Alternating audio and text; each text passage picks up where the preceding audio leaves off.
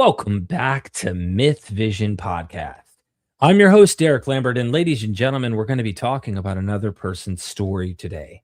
Again, I want to say up front that these stories I think are very powerful. They help a lot of people who are going through similar experiences or have gone through similar experiences to understand that you're not alone.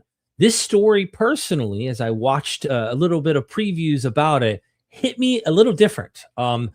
I really enjoyed the person's story, brief synopsis of it, but also the way that they explain it and their experience is unique from what I've typically heard. And I hope that you will take the time to encourage, to show love to our guests. And if you yourself have a story, consider emailing me. I'm interested to hear how you left high controlled cult like situations and found freedom. Without further ado, let me introduce my guest, and that is Jamin Coller. Welcome to Myth Vision, my friend.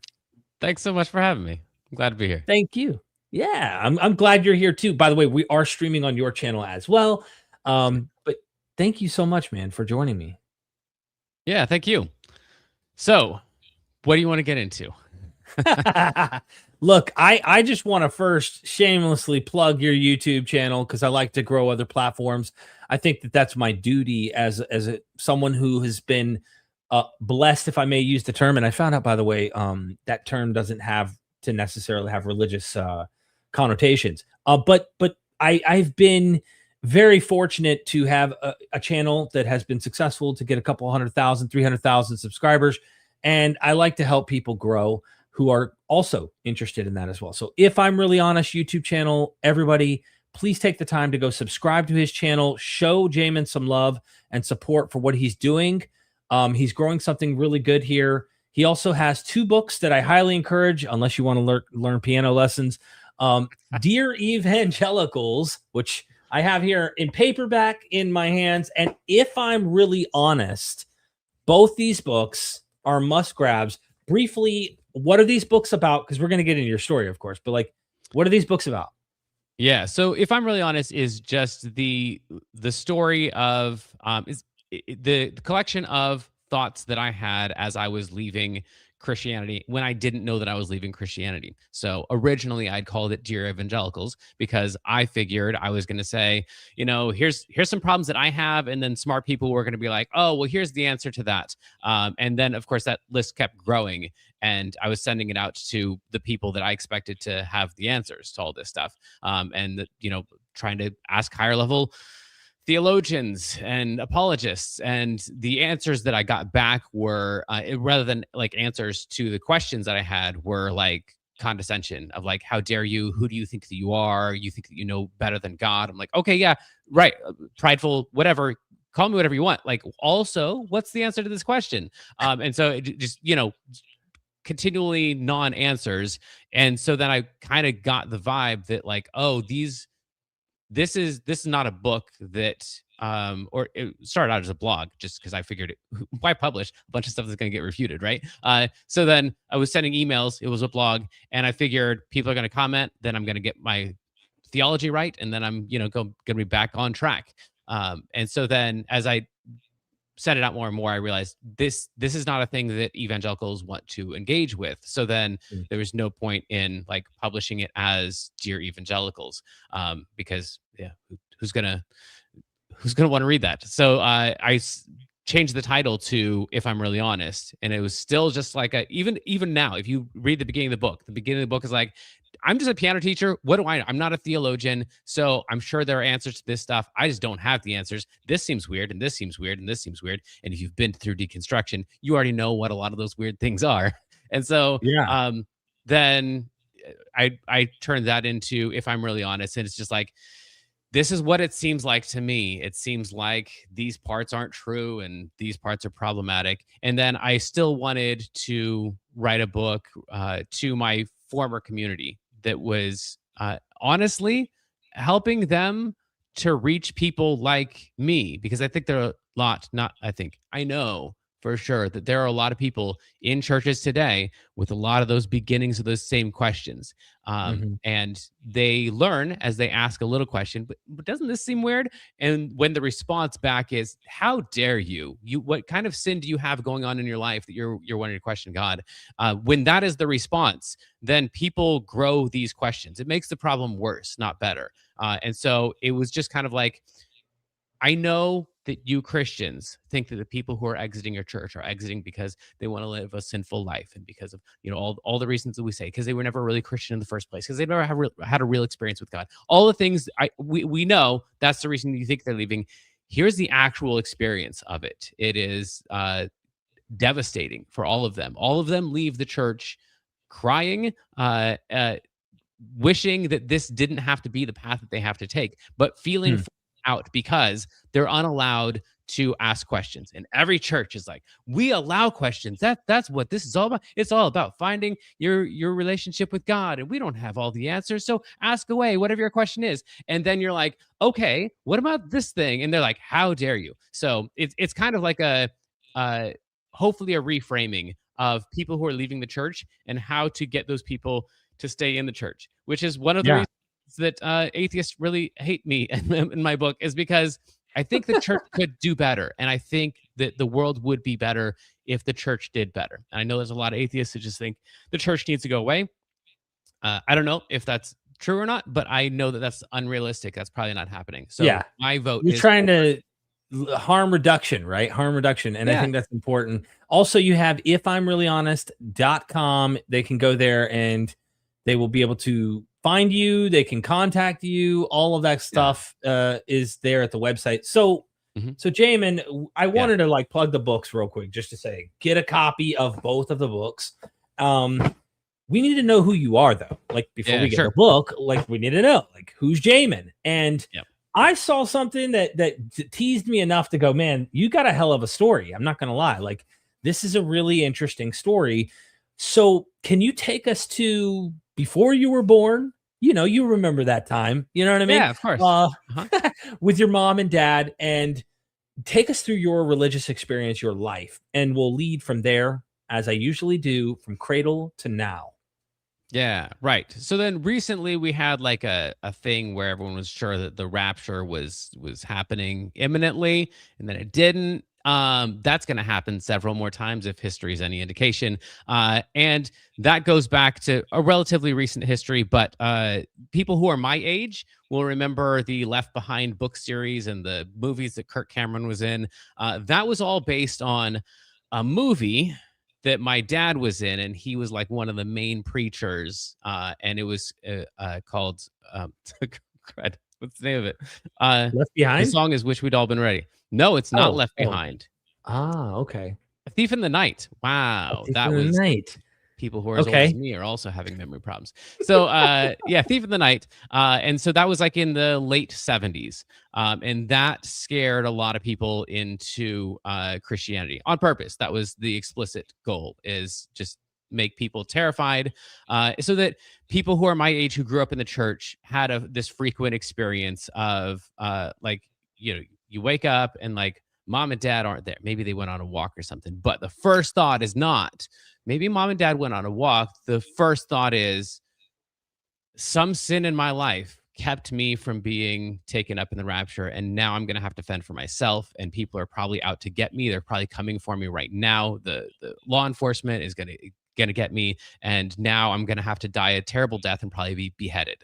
Like that's your first thought when you just can't find mom for a second. Every time you're alone, you're like, okay, but like, is there a real Christian? Who do I know who's a real Christian? If they're still here, I'm safe. And if not, then we've got a really high level of anxiety. And so we got a whole Right. generation of people who this was a normal experience for them, to the extent that it's boring for me to say this. For if you went through this, you're like, well, yeah, of course, that's what it was to be a Christian in the 80s and 90s. And if you've never experienced that, you really, I don't think you can imagine the reality of the rapture in our lives. So that was the world in which, that was the Christianity in which I was born. My dad was a pastor and a musician. He was basically the same guy that he was in the movie. And so I mean, as far as like what kind of Christian were you? We were real Christians. We were the good Christians. We were the right Christians. We did Christianity right. We were trying to save the rest of the world so that they wouldn't burn in hell forever because we loved them. And so we wanted to change them so that they were as forgiven as us. And so yeah, I grew up extremely Christian, like in church. I'm gonna say 6 days a week, Wow. maybe on average, multiple times a day, several days. But every now and then, I guess there would be a day where I wouldn't go to church. But yeah, we had kids ministry, and so you had the ministries that you were doing, you were serving in. You had the ministries that you went to, worship practice on Thursday night. It was every day, Sunday morning and Sunday night service. Back when back in the day, we had Sunday night services too. And so yeah, I was just constantly in church. I think I announced to my parents that I had read through the entire Bible for the first time when I was like 7 or 8. And the only Bible that I had at the time was a King James version. So like I was real. I was real. You're the real deal. I was the real deal. Yeah. Yeah, Throughout high school. There you go. Yeah. I still got that was my little that was my middle to high school Bible, the same one. And yeah, I went through the whole thing like you. And yeah, I keep it right here now. Like it's my little cherished KJV onlyest version. Yes. So anyway, memorize verses, and Bill Gothard, if that name rings a bell, if you've seen Shiny Happy People, that whole world of like, but we're the real Christians because we really want to live holy lives. Jesus said, "Be perfect as I am perfect," and so that was what we strived to be. And so memorized entire books of the Bible. I could probably quote almost all of James and Philippians to this day. And then, most of several other books of the Bible, hundreds and hundreds and hundreds of verses memorized. And my dad was in Bible quizzing, if that means anything to you. So like that was the lineage through which I came. So we were dedicated, and we had a school there on the campus of the church. So not only were me and all of my friends Christians, good, real Christians in the church, but we were also in a Christian school where we basically did church for 8 hours a day with some Abeka books too in there. But it was real, and it was constant, and it was meaningful. It was what higher purpose are you going to have in your life than saving the whole world from burning forever in eternity? So real quick, just so I'm tracking here, mom and dad. Do you know how your mom and dad met? I know the story that they tell. So then she was a sign language interpreter at the conference of the denomination where he was an associate pastor to his dad. So he was at this conference for the denomination, and she was the interpreter, and the rest. What kind of denomination is this? I know it's a form of evangelicalism, but like, is it where would you place it in terms of the closest examples? I mean, it doesn't sound like they're once saved, always saved, but they definitely are doing a lot of evangelical type stuff. Yeah, right. So this is probably closest to Assemblies of God. In fact, they were like a back in the early 1900s, they were like a break off of Assemblies of God. And so, assemblies didn't believe the right thing for whatever reason. I think it might have had something to do with women, but who knows?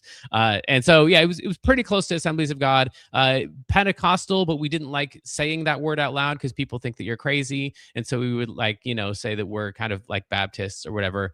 But we were literalists, young Earth creationists for the most part, and yeah, just whatever the Bible said, that's what we did. And of course, that's what every denomination says. So it doesn't tell you a whole lot about what we actually believe, except that we were very fundamentalist about it. But you guys did accept a globe. Yeah, the earth was round. Yeah, we had that one. That's interesting. One. Dude, the one thing, and that's what I had. I was never as a fundamentalist in that. And that's kind of interesting how certain groups like don't read there's the circle, they try to take these passages to mean circle instead of it being like the flat plane that has a circular disc shape. But Yeah, so we found ways to still be somewhat one checked off box. Okay, then tell us about your upbringing. You memorizing Bible. You're literally like a fish that's born, and you don't even realize you're actually just living in water, and that's Yeah, right. Christianity for you. Yeah.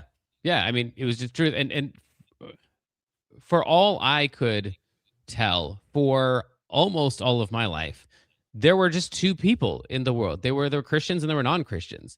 And so either you were a Christian or you were an atheist. And you could be like a Mormon atheist or you could be a Muslim atheist. I guess there were other labels, but whatever. They're all damned to hell. What's the point in distinguishing between different kinds of non-saved people?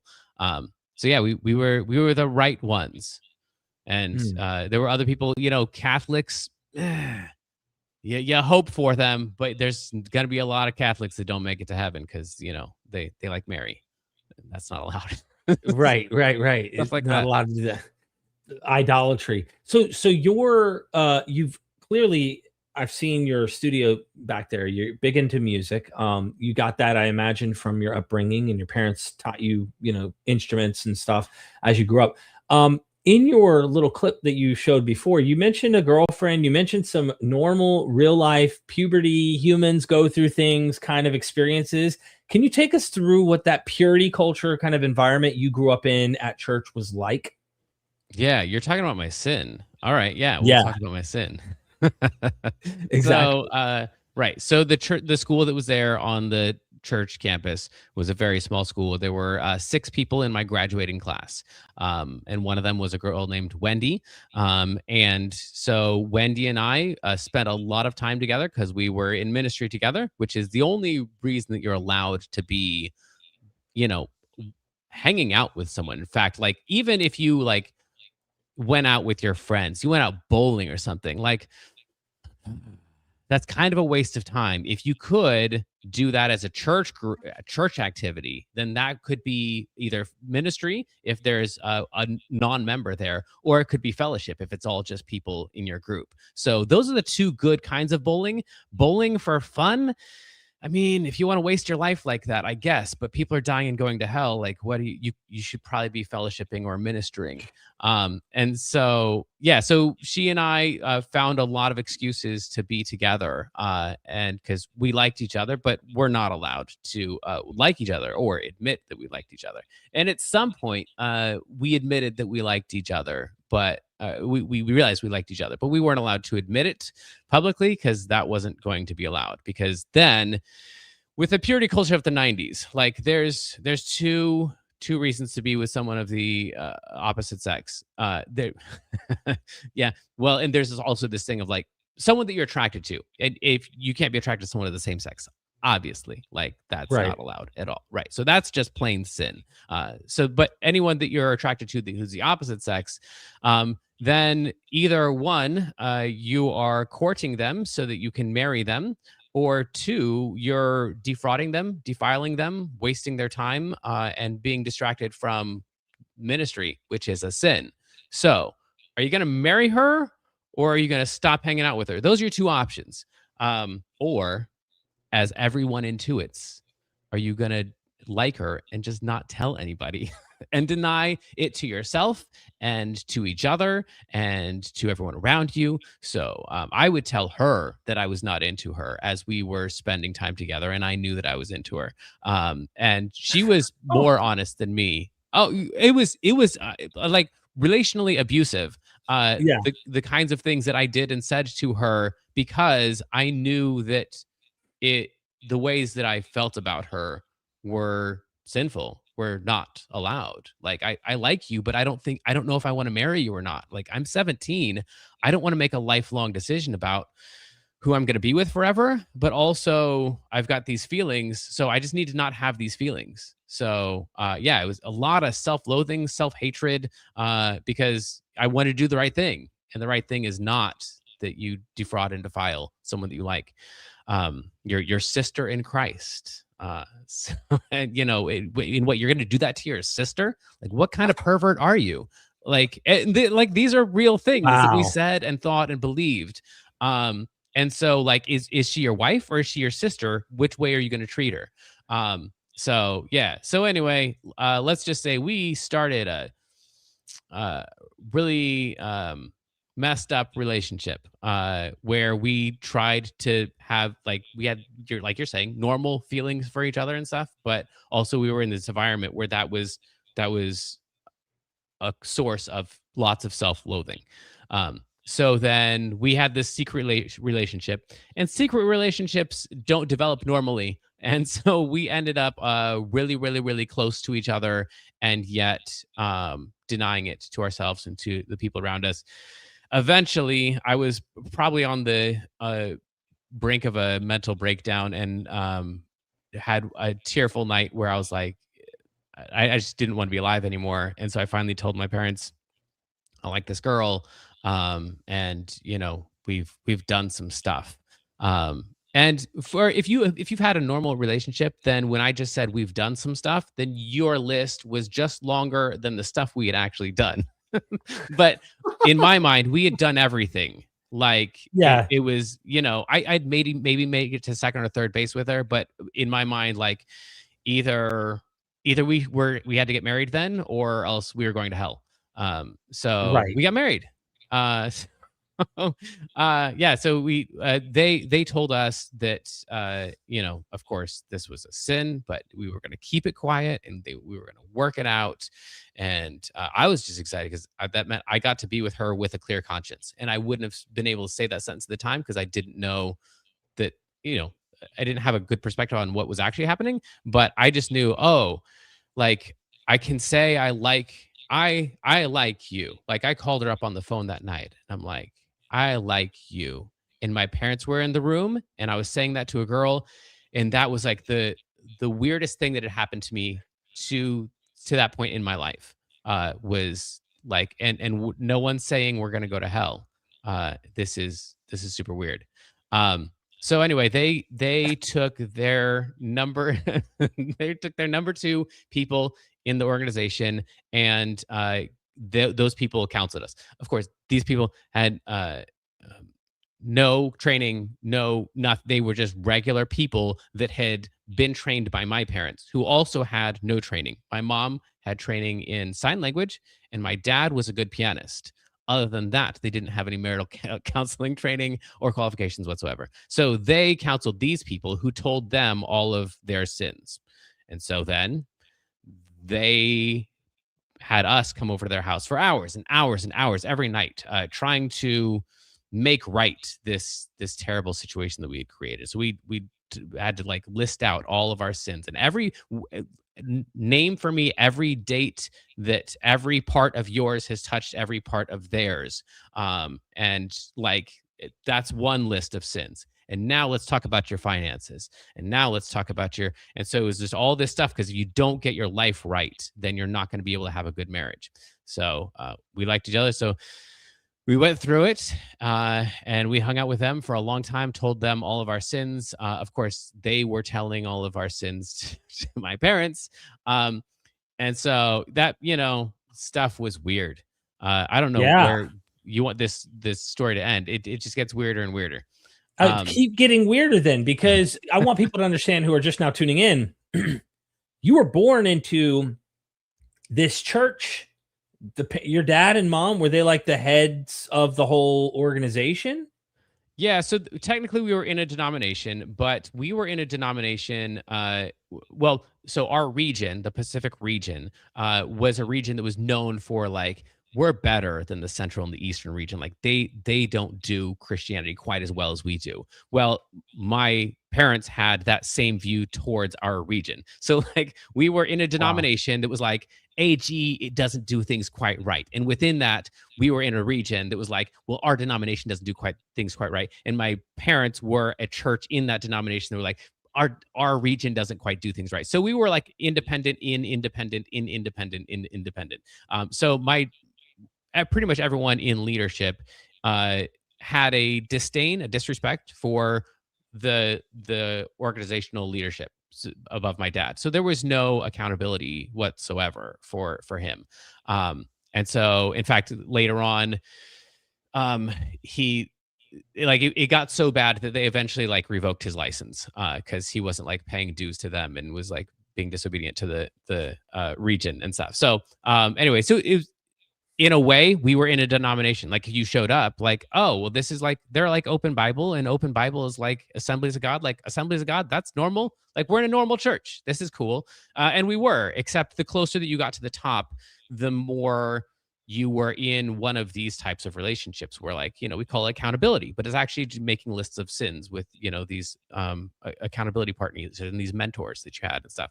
So it you could get in, perhaps you could show up on a Sunday and go to church, and that would be normal. And then, decide you don't really like that church and go somewhere else and just have had a weird experience in a small church. But if you were there and you cared about Jesus and you were committed to doing the right thing, then you would get higher and higher in the leadership, and then things got more and more controlling towards the top. So a lot of people, not a lot of people, a few people would say, it was, I don't know, it was a weird little church. It was fine. People seem nice there. And then hundreds, if not thousands of people are sure that they, for a little while, were in a cult. Maybe some of them for a long while. In my case, 39 years, but a decade or two for others.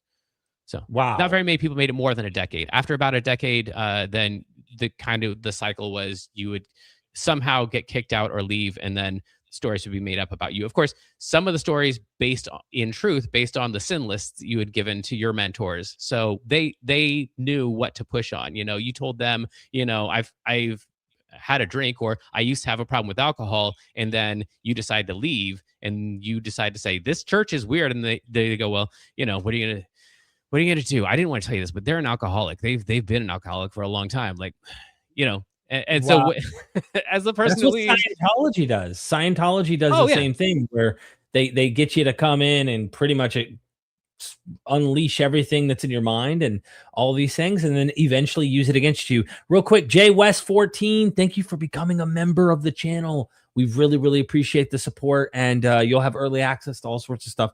Please continue, Jamin. I really, really want to hear the weirder, because your experience, most people haven't had that. Okay, like I want to hear more. I mean, what happens with you and this girl, and yeah, this family that you're having to come over and tell them all of these things you're thinking and doing, and where you're like teenagers experimenting, like in the most innocent possible way, like some of us hit third base and second base every day. Like you know what I'm saying? Like, come on.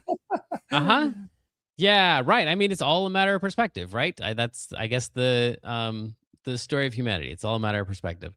So we do end up getting married.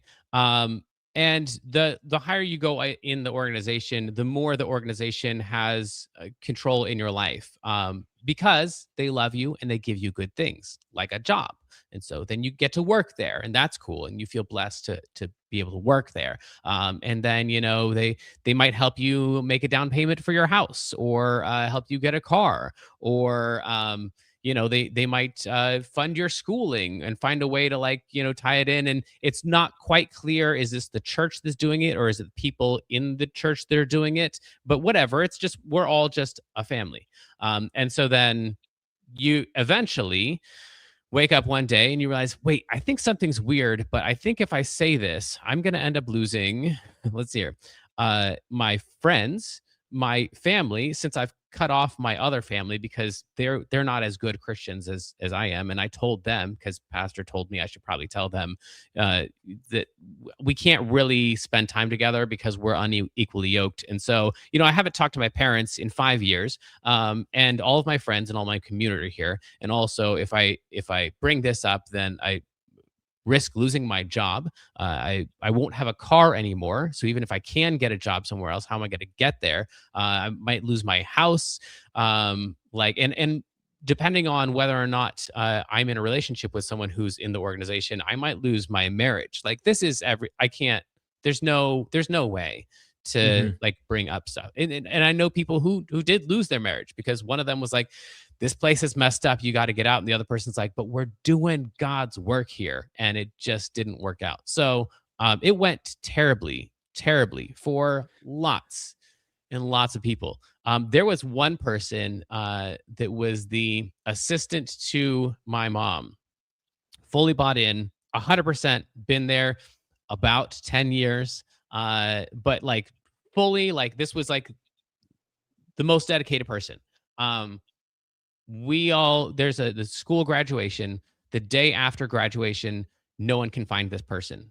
They're gone. They had roommates inside of the organization. So they were like sharing an apartment with a couple other people in the organization. Those roommates don't know where this person is. These roommates and none of their stuff is in the apartment. Somehow, this person cleared out when no one was looking in like an hour or two, cleared out everything and left zero traces for years.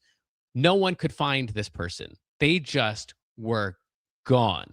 And we all kind of felt like, well, one, that poor person, they were like, obviously living a life of sin, living a double life, and hadn't been telling anyone. There's probably lots of stuff going on. And then we got all the sin lists. And of course, they did this because, I didn't want to tell you this, but, their past includes this and this and this. And we're like, oh, man, we're going to pray for them. That's a bummer. And I remember the person who had been counseling us, like number two in the whole organization, said, like when my parents weren't around, and I was always kind of known as like the rebel, but again, the rebel in the way, like in the most obedient. I stayed there for 39 years, so how much of a rebel was I, right? Like the kind of horrible sex addict who gets to second base and is terrified that that's going to mean hell forever.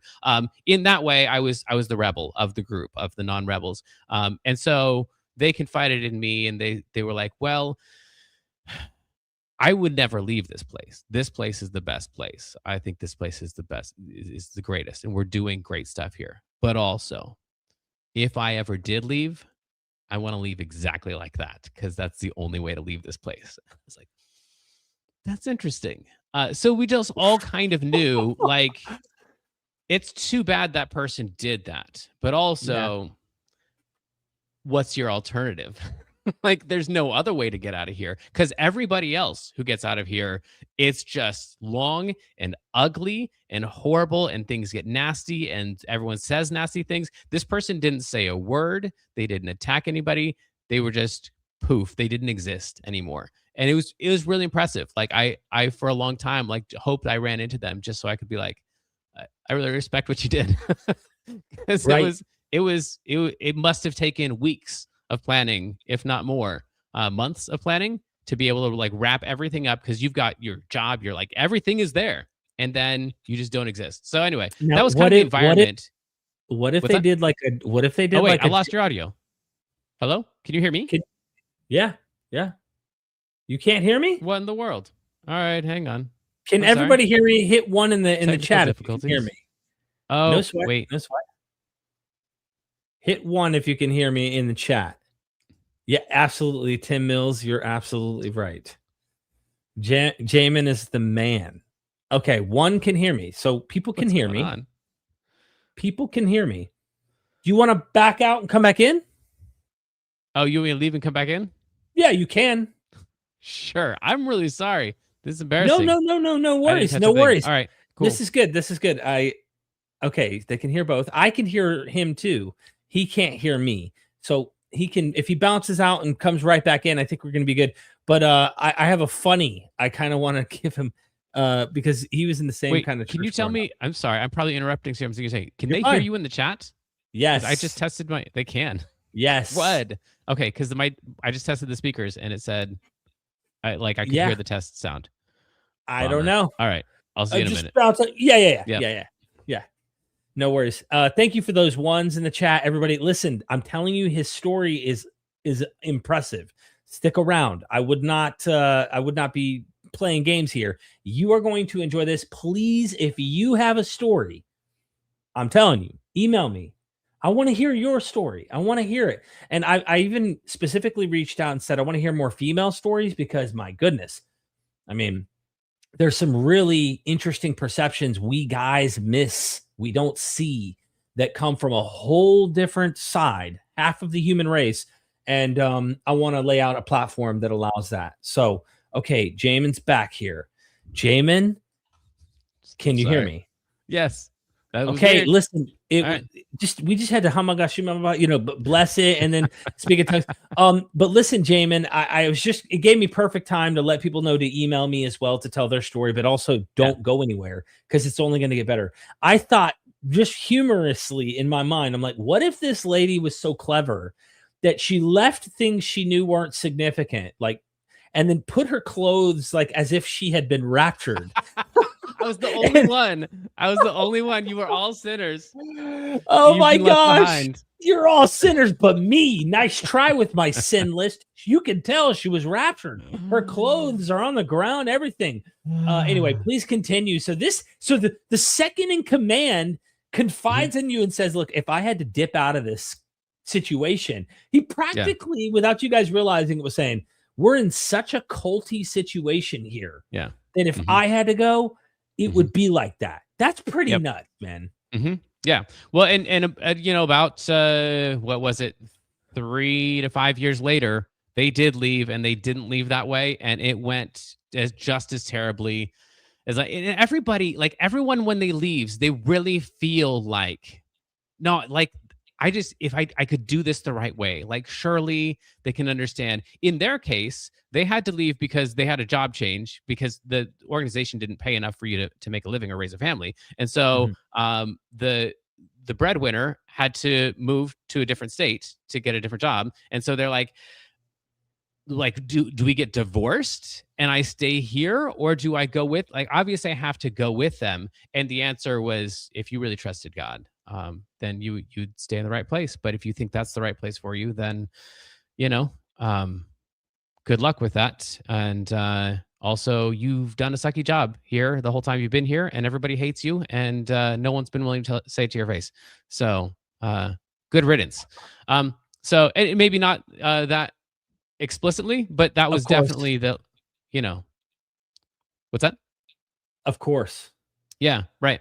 And so then, it always gets just horribly, horribly nasty at the end. There ends up being meetings with everybody in the organization except for them. They're uninvited and they're told to go work on something else. And that meeting is spent talking about, all the stuff we're going to have to fix because they were screwing everything up while they were here, and, just creating all kinds of animosity towards that person so that when they left, no one was tempted to go with them.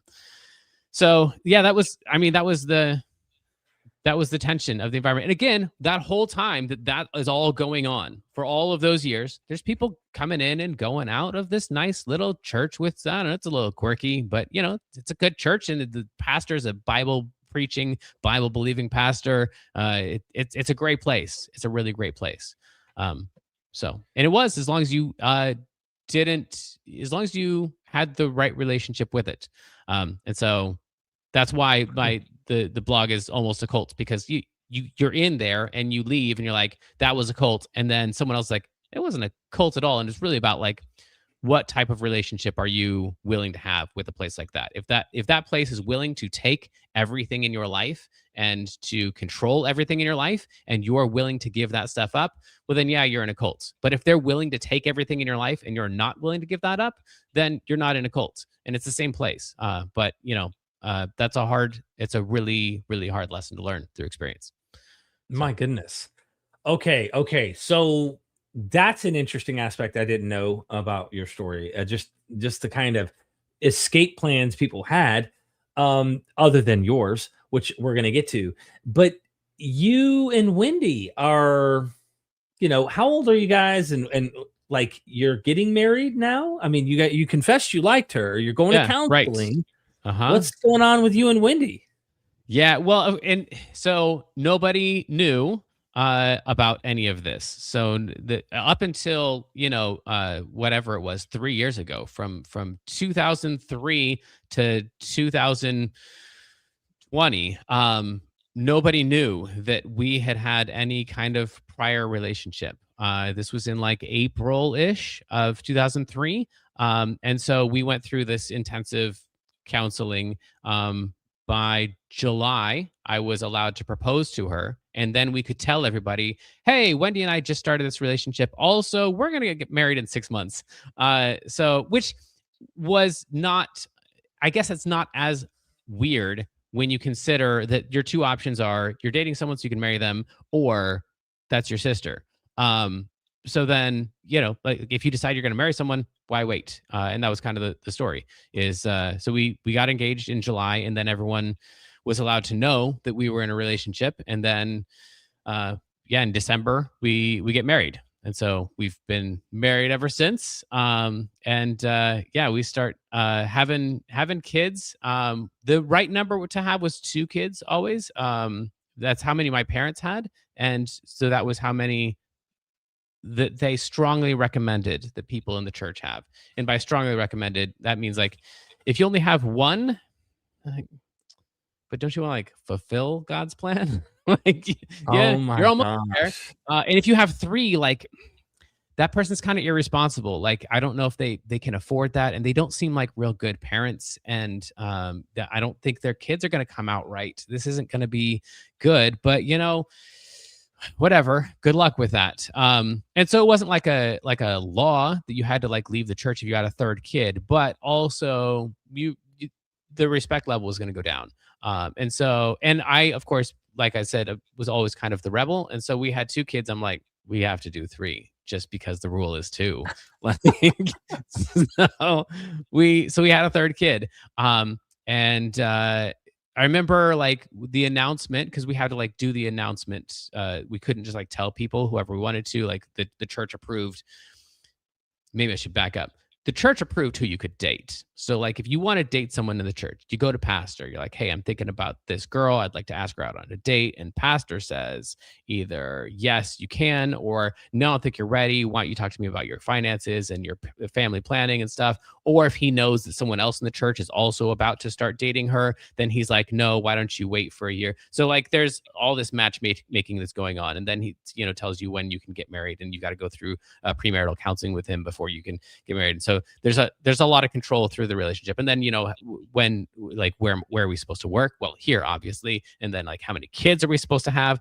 2 is the right number. And when are we allowed to start having kids? And so like there's all of this, like you never think for yourself. Like if you're thinking about a big life decision, you go ask pastor or Mrs. Annette, because like that's, they're wise people, and they're going to be able to tell you what the wise thing to do is. And you want to do the wise thing. And so there's this control. So we make the announcement that we're having the 3rd kid. And I'm there, my dad's there. And so one of the congregants asks me in front of my dad, so do you think you're going to be done after 3? And my dad jumps in immediately, and he's like, oh yeah, they're done. Like, we got to go for 4. Oh, no, you didn't. Skipping ahead, we've got 6 kids. We just kept having kids. And also we like kids. So that would like, I would guess we would have already had 4 or 5, just because we both like having kind of a big family. But there was definitely some percentage of a factor that was a subconscious thing of like, I can't go with the number that I'm told. I just can't. And if I'm going to go to hell because I have 1 extra kid, like that seems wrong, right? Like, is that really a thing? I'm not going to make it to heaven because I had 1 more kid than pastor told me. And it was stuff like that I would just kind of collect, and I'd be like, I'm not going to say this out loud, obviously, because I like my job and I don't want to lose everything. But also, this seems weird. Doesn't it seem weird that you'd go to hell for having 1 more kid than pastor says? So anyway, those things started collecting. And I guess that's the end of the story with Wendy. That can't be the end of the story with Wendy. But no. Yeah. Okay. So we keep having kids. And as they get older, of course, if you're a good Christian, you want to have your kids in a good Christian school. And there's one good Christian school in the world, and that is this school. And so we had our kids in that school. I was very uncomfortable with it. In fact, if we rewind back to about age 17, when I was having feelings and I knew that I couldn't say them, and also to her or to anyone else, I told her right before we both graduated from high school, from the same school. I told her, hey, don't tell anyone. And this was before that other person left. So this was originally my idea. But I told Wendy, I'm like, hey, I'm going to I'm going to go to San Diego and try to figure stuff out, because some stuff seems weird around here, and I know I'm not going to be able to figure out which parts are weird and which parts are right as long as I'm here. So I'm going to go to San Diego. I'm going to go there for 5 years. Maybe I'm going to go there and find out that this was the best place ever and that I was just, didn't appreciate it. And then I'll know that for sure. But I can't ever know that while I'm here. So I'm going to San Diego. I'll be back in 5 years. If you're still available, I'd really like to go out with you. But I can't keep doing this here. Um, and I don't know what she said. Probably something like, that's a bummer. I'll miss you. And that was enough for me to be like, never mind. I'll stay here with you. So the original plan was like, I need to go because this place seems weird. So between ages 17 and 35, when I'm still there, that place some stuff seems not right. I know it's the greatest place, but some things seem not right. And so as the kids are growing, going through the school, as the oldest ones are, and kids are still being born behind them, the problems become more evident to Wendy, and because there was like this mold. There's like this Christian mold of like a good kid is this. They sit quietly and they do like the bad things about our school system, but then like that times 1,000, right? And so like if you were a good Freedom Christian School kid, then you looked exactly like this, and if you didn't look exactly like this, it was because you were a bad kid. You had bad parents, like you didn't love God, and so then we had some kids that we could already tell, like these kids, even though we're only in first or second grade, these kids are not going to fit into this mold, and they're good kids. And so it was about that point where Wendy was like, yeah, I think we need to get out of here. And of course, at that point, you can't do anything because you're in there. Like she realized that while she was working in the daycare on the property of the school, like there's nowhere you can go. So we like kind of made our list of like, so here's the things we need to work out. We need to work out our cars. We need to work out our jobs. We need to, slowly pull away. And so then it was in, I think the following year that I told my dad, I think I'm going to not teach here anymore because we've got enough kids that we need to make more money. I know you warned me about that. You said I was going to be able to feed my kids and things were going to go badly for me, but now I got to make enough money. So I gotta leave this part of my job. I'll still be the music minister here at the church, but I just can't teach here anymore. And of course, then he told me, your kids are going to fall away from God. You're not going to see them in eternity. And, you're going to destroy your family and everything's going to fall apart and all that. And I'm like, yeah, also though, like PG&E wants to get paid. So I got to pay my electric bills. And so I'm going to go ahead and do this. He's like, well, why don't you work here for one more year? I worked there for one more year. And then I left after that. So it was like each time we tried to like pull away just a little bit for what I thought was a reasonable reason. It was like, this might do it. Like this might be the last time we ever talk to these people. But each time it kind of worked out, and then like paid off our car, so we didn't know how many money for the car, and that was a big deal. They're like, why don't you upgrade your car and get a bigger car? We're like, I don't think we're going to spend more money on a car right now. They're like, you really should. Like, look at your family. You need a different car, which means you need money from us. And we're like I don't want to get into that. So anyway, each time we pulled away, we knew this might be the one. This might be the one. And it kept not being the one. We kept not getting kicked out.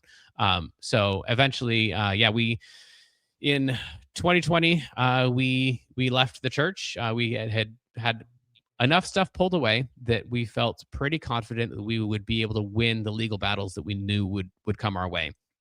And so we said we weren't going to be attending the church anymore. And it was within what was that? 2 months after that, that they informed us that they would not be. Essentially, I wasn't their son anymore, and there was that which we expected. Like we knew that going in, like because we waited until the beginning of 2020 because we wanted our kids to have like one last Christmas with them, because we knew as soon as we stopped attending there, like we weren't going to have holidays there. Thanksgiving was over, Christmas was over, like everything that all the traditions that our kids had grown up with, like that was all gone. Their grandparents, and we're going to have a relationship with their grandparents anymore. Like, so we like wanted to have like this one last Christmas, and then we're going to leave. So then we left, and because there was like also a church split that had kind of like grown up underneath that, then there was a community that was leaving the church also. We lost that community too, and the pretty much the day in, day out communication that I got from everyone in my life. This includes my family, the leaders, that community, any other community that I had there, as well as all of the community of all of the ministers in the denomination throughout the nation, and all of the friends that I'd grown up with in the denomination. It was a pretty relentless message that you're disgusting, you're horrible, and it, like the Christian version of kill yourself, essentially. Like you're damaging, you're doing more damage than you are good. You know, like that line in It's a Wonderful Life, where like Potter or whatever his name is like, you're worth more dead than alive. Like that Yes. was that was a really like that was the message that I got. And so at some point I had to agree with him, because apparently the whole planet agrees Jamin shouldn't be here, and he's doing more damage than good. So if everybody agrees, but I wish I could still be here, like I want to do what's best for my kids, and I think what's best for my kids is that I leave the planet. And so that July, before that, I decided I'd take, give it one more shot. I went through all my contacts. I went through a list of about 2,000 names, picked out the ones that had already like told me we don't want to have anything to do with you. Didn't contact them. I went through some of them that I thought would like, maybe these people will respond. Got a list of about 200 people, texted all of them. Got a bunch of texts back about like, how dare you? You're a horrible person. Like, don't be around my family. We don't trust you. And then there were 3 people that responded. One of them, 2 of them hadn't heard anything because they were far enough removed from all of that. They were like, oh, I don't know. Sure. Yeah, I'll talk to you. Why not? And then one person that said, I heard the rumors, and I don't know if they're true or not, but if they aren't true, then I want to be your friend. And if they are true, then it sounds like you need a friend more than ever. And that was the one person out of everyone that I knew on the planet. And yeah. Can I ask you? Can I ask you personally where you're at? Because you're on. I love that you're getting in all this detail, and I hope you continue. I hope I don't throw you off track. But like, as you're telling a story that you're detached from in a lot of ways, time and healing and all that. But I cannot imagine you are not emotional wreck. You are completely in shambles. I mean, your existential crisis. I mean, you're crying probably. I mean, this has got to be emotional. You're saying like, hey, my dad, has disowned me. And then it's like next thing in the story. And it's like, I can't imagine, what you feel. You know what I mean?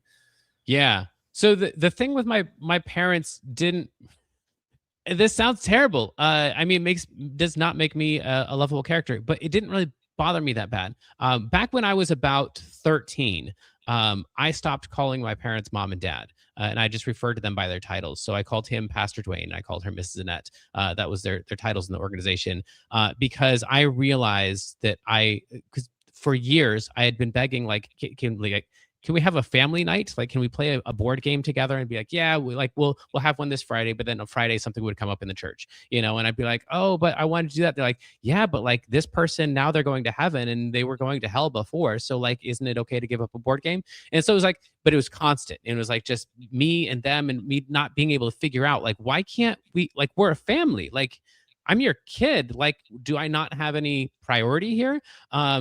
But it was always like the church thing. And so at some point it was actually it was after I was doing the choir. I was in charge of the choir, and I was my dad was like, it was after church and he was down front talking to a bunch of people, and I needed his keys to get into his office to get something for choir. And so I'm like, hey dad, there's no response from him. So I'm yelling from the stage, hey dad, and no response at all.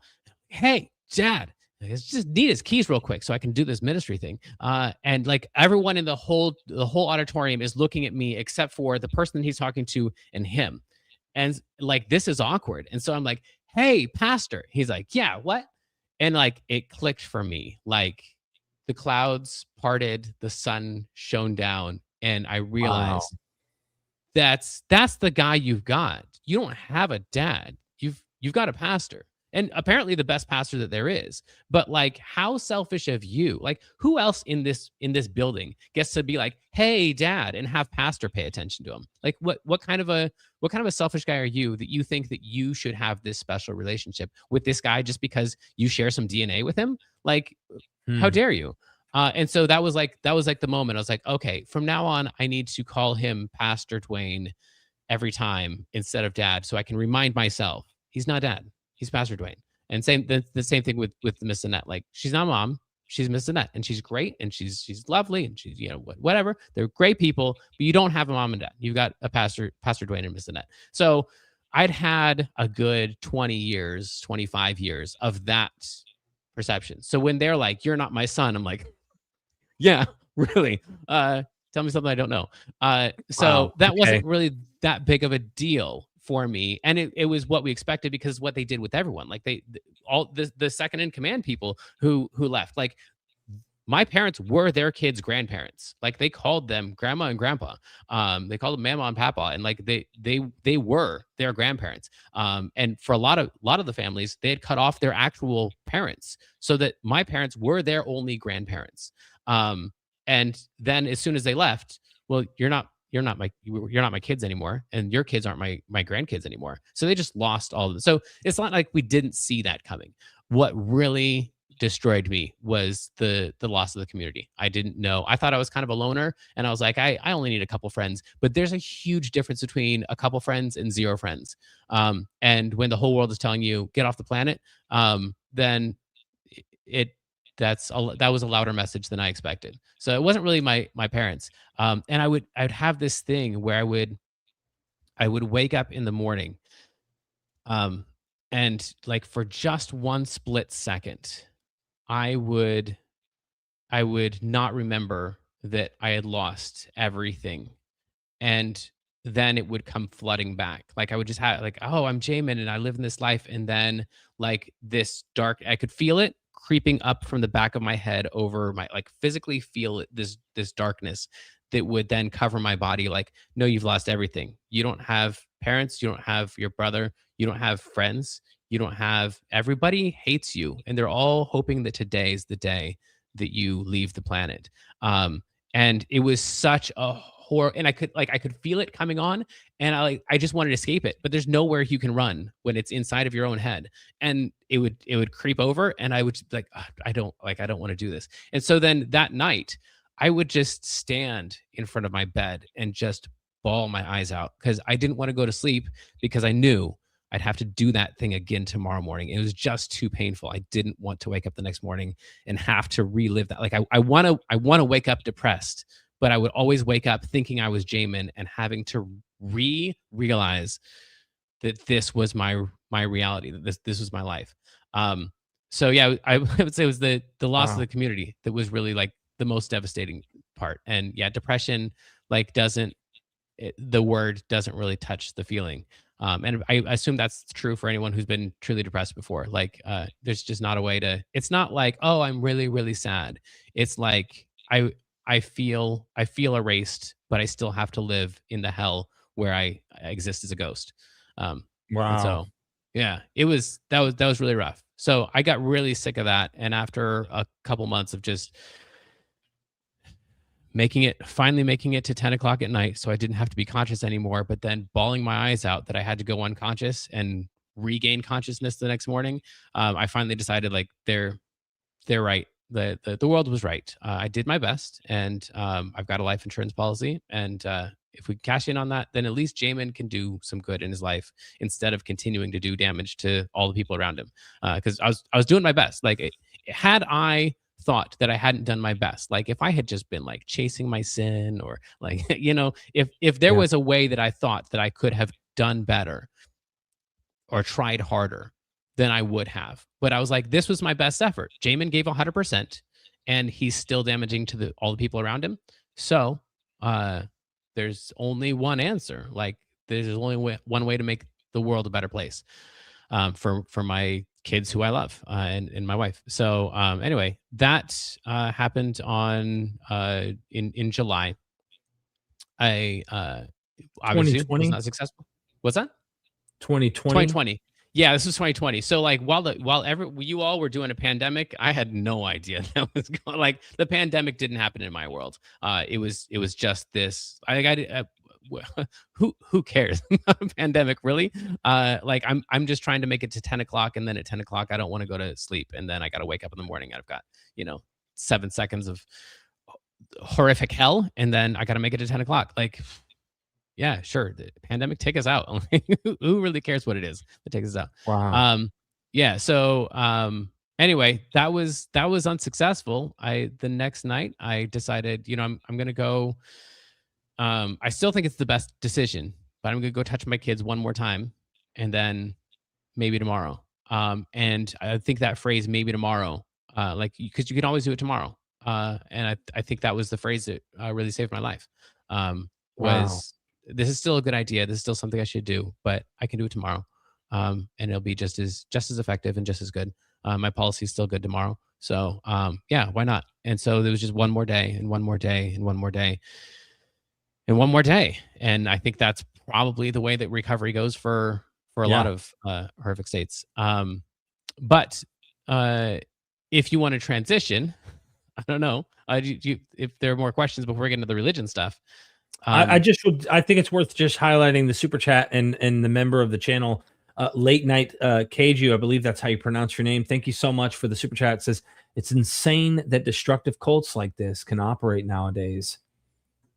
I mean, we have religious freedoms in America and laws that protect religions, and clearly it allows for these kinds of cults to thrive. I was just talking about this yesterday with H.G. Roberts, and of course his apocalypticism, which your rapture ideas and stuff also popped up. But yeah, thank you so much for the super chat. Did you want to comment on that before we continue? Yeah, well, I mean, it's in that sense, I agree with you. And from an outsider, absolutely, 100%. And I do think that I had a cultish relationship with them, obviously. Also, though, I think it's dangerous or maybe counterproductive or something like that, to take a look at the organization and call it a cult only in the fact that that makes the organization culpable for the relationship these two people were in, because there are people in just as controlling a relationship, but it's a marriage and they're physically abused. I was never physically abused. They're abused in other ways too. I obviously there were like it wasn't like my life was without suffering, but also I feel like this is a thing that people need to realize is a thing that they have. You can go into a cult and not have a cultic relationship with it, and I don't know how you would prevent two people from having a cultic relationship with them if one of them is willing to take the other person's autonomy and the other person's willing to give it. Like, I don't know what law you're going to Yeah. make that's going to protect Yeah. people. You just in my case, it was a lesson learned with a high cost. And so it's a You were lesson that I born hopefully. into you were born Yeah. into it though. So it's almost like the blind spot is inevitable for you. That's the scary part about it in some cases. And I get what you're saying, and that's like how do we resolve that issue, right? And that goes for, like you said, personal relationships. Laws do change though. I mean, there's been for example, just in the state of North Carolina, a spouse is abusing their partner, okay? And the woman goes to the law and says, "Hey," to the magistrate, "he's been abusing me. I've been abused." Then she changes her mind. She drops the charges. Law's off the back. Boom. She comes back 6 months later, black eye, bruised up. He's abused me. She drops the charges. Boom. Now they've changed the laws because one example where this happened, the man finally, after 4 or 5 times of her dropping the charges, takes a knife in public space from ear to ear, neck, practically decapitates her in public. Okay. And the law then changed and says the first time we ever get a hint of this, the state will now be investigating. The state will have its involvement, and you cannot drop the charges even if you wanted to. And Yeah. so, Right. like, where do you come in where it's like, hey, I'm trapped. My entire everything is stuck in their hands. They have all power over me. I can't leave. There needs to be some way in which people who have that relationship and may not have realized it when they went into it, Right. that they can get out of it and not be in this situation that you're in, or in other cases others are in. There should be Yep. some law change. Not saying you shouldn't be allowed to join a religious movement, but like there needs to be safer ways where we protect the rights of people and not just the rights of religions, in my opinion. Yep. Yeah. I don't disagree with that at all. I just think it's having gone through it. It feels a lot more complex than that, because Right. from the outside, like I take a look at like stories of people in Scientology. It's like, oh well, why didn't you just go to law enforcement, or why didn't you just? But like when you have in your head that those people are all the enemy and they're all going to get you. You're like, where you, and I feel like this is true also in abusive relationships. Like, but you could have just gone to Weave. You could have gone to the like battered women's shelter. Like, Mhm. that's cute. Like, I'm glad that you think that I could have done that. Living as me, I couldn't have done that. You know, I it's understand. just it's a Yeah. really tough thing. So I don't disagree at all. I just think it's really hard, and Yep. the prevention's probably the best cure for it. So Okay, yep. getting the train tracks back on the train tracks Yes. with the train. Right. You don't want to live. You're living moment by moment, day by day. Mhm. I can experience that. In fact, when I was getting off of heroin at the end of my addiction run over 10 years ago, I recall, even in the reverse, we talk about recovery each day when you're already clean. Yeah. There, like the very initial phases, I had to tell myself I can just do heroin tomorrow. It's Yep. okay. I'll just do the heroin tomorrow. Eventually it was just like, well, just make it through another day.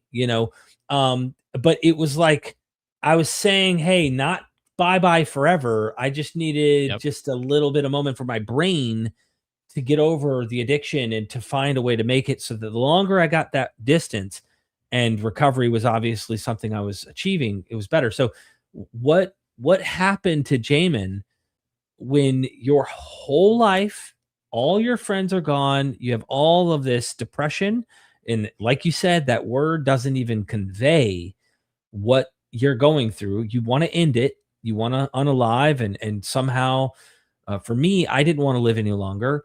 But it wasn't, I was too afraid of the pain to die, but I was in Yeah. such pain that I didn't want to live. So I was in this limbo, like you said, ghostly realm of existence. What happened to you, man? Yeah. Well, I mean, I think it sounds like it might be similar to your story, like one day at a time, which sounds silly, but also, I I filled my days with things that I knew would be healthy. Like you don't have I didn't have an appetite for things, but I knew, you know, if I'm out working out, if I'm lifting heavy things, then I Mhm. am so preoccupied with not dropping this on my foot that for just a second, 10 seconds, then I'm not thinking about this other thing. That counts. And then we pile in more things, do a meditation practice. And maybe it's a 10-minute meditation practice and I get 20 seconds of relief in there. But that's 20 seconds I didn't have. And so I just started filling my life with things that frankly would take up time, but also that I knew were like inherently healthy, more than like, a Twinkie will also kill 6 seconds, but I'm gonna have to pay for that later. So like if I was advising somebody else, what would you do? Well, you should go on walks, probably. You should, practice gratitude. You should. And so I start putting this list together. And so I've got this big old long list of like, here's my day. And it's not like none of it is long-term stuff. It's all just stuff like cross it off, cross it off, cross it off, cross it off. And the game of life is try to get all the things crossed off before you go to bed. And then you wake up tomorrow and you make a new list. And then the game is try to cross everything off. And that kept me on this side of the grave for a lot of days in a row, just playing that game of like, just try to cross off the things. And some days you realize I smiled there. That was weird. Like that was really cool. I remember I used to smile. I used to be a smiling guy. That used to be a thing I did. That was really cool. And so you could just keep doing your lists and keep doing your lists. And yeah, I think that's what kept me going. Also, I really wanted to be a good Christian. Uh, Still, like none of that. I knew that place that I had left was obviously messed up. I knew that since I was 13 or 17 or somewhere in there. Like I had decided some things are not right about this, but that has no bearing whatsoever on whether or not Jesus was God and whether or not he died on the cross for my sins and rose from the grave. So like all of my Christianity is still 100% intact. I just knew that that was a bad, not even a bad place. It was a place with a lot of weirdness in it, and that wasn't real, true Christianity the same way that we said it was. But I still wanted to be a Christian, and we wanted to raise my kids in a good Christian church, and Christ was still the center of my marriage, and everything was like religion was still 100% intact. Theology was completely 100% intact, and I still had a relationship with Jesus. Even though I would have told 10 years prior, we would have told depressed people that their problem was that they didn't have a good enough relationship with Jesus. Having gone through it, I knew I had a relationship with Jesus. And that just because you are depressed doesn't necessarily mean that it's because of sin in your life. It might just be depression. That was again a rebellious thought where I came from, because for every problem there's one solution. So whatever it is, whether you're in pain or you mental health or whatever excuses you want to give, Jesus is the answer. Just put enough Jesus on it and it'll all get better. So anyway, I still wanted to do all this stuff. So, but I had these other questions. Like, for example, my pastor had told me that perhaps maybe the book of Job was not an actual literal thing. Like that might have just been a story that God gave us in the Bible in order for us to learn a lesson. Job may or may not have actually existed.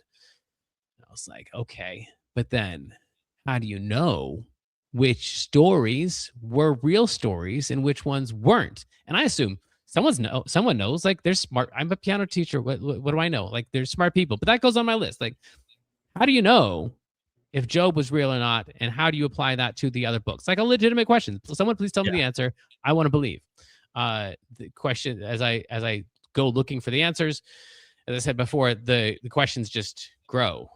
Real quick, before you get too far into this, you said your pastor. Now you're not talking about your dad anymore, are you? No, I'm sorry, I am. Yep. Okay, so you are talking about, okay. Old habits. So you had questions back here, okay. Mm-hmm. And I imagine they also get more intensified as time goes by. Mm-hmm. I want to ask you a quick question, and maybe there's, I don't know if this is even a thing. It may not be a thing, but I want to just ask you about Wendy here in all of this. Can you give us, from your perception, how she's dealing with all of this herself? Because she had to have left the same thing you left. And I don't want to take away from her thunder if she ever shares her story, or if she would be interested in that kind of thing. But what's your perception of that, and how do you interpret what her experience was? Okay, yeah. So she is at least 99% less neurotic than I am. And also when you leave that organization, it's always on, the responsibility is always on the man to lead the house. So the woman is always a victim of a bad man if the family goes astray. Unless she seems to be the rebel, in which case the man is supposed to step up and wear the pants in the house, as we would say. But either way, it's the man's fault, either because he's leading in a wrong direction or because he's not stepping up and telling her to back down. So there was definitely like an inherent heavier weight on me if my family wasn't doing well, and definitely if I wasn't doing well. And also, she had already kind of built. So we had been, when we first pulled out of the school a couple years prior in preparation. One of the things was to get the kids out of school. We homeschooled because we couldn't send our kids to public school because we didn't want to send them straight to hell. But we also, like, we couldn't go to a competing Christian school because that would get us kicked out. So like, what we're gonna do? So homeschool was kind of like the thing that we would get ridiculed for, but also was probably the safest option. So she was homeschooling, and she had been connecting with other moms and other families and stuff. And so she and the kids had kind of built this separate community over in this other nearby city where we were planning to go. None of those people knew me because I was busy in the church and whatnot. And so I didn't know any of them. And also I still had that sense of like, I don't really need people. Like I'm fine being a loner. Like everyone thinks I'm a rebel anyway. Like I already am a loner. Everybody hates me already, whatever.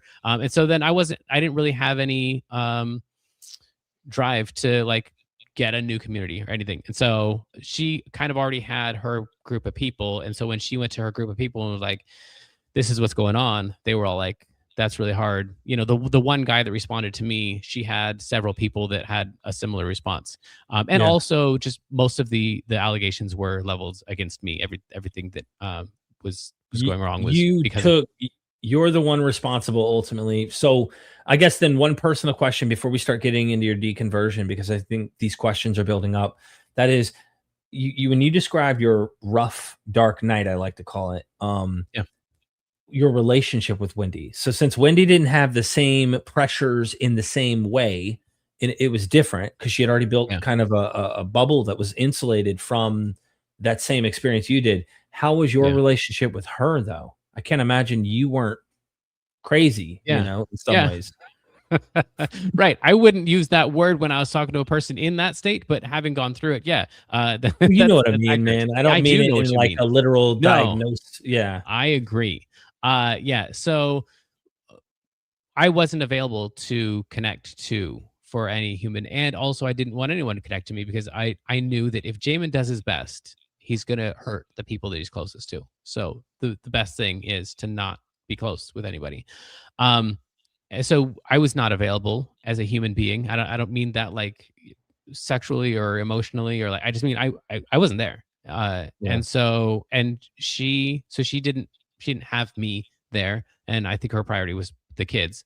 Like whatever happens, keep things as normal as possible. If Jamin goes away forever, like how do I make this as manageable as possible? So I think she was definitely in a survival mode, but not uh, necessarily of her own person. Like she I think she also went away, but just went away and like, oh, I don't have any needs now.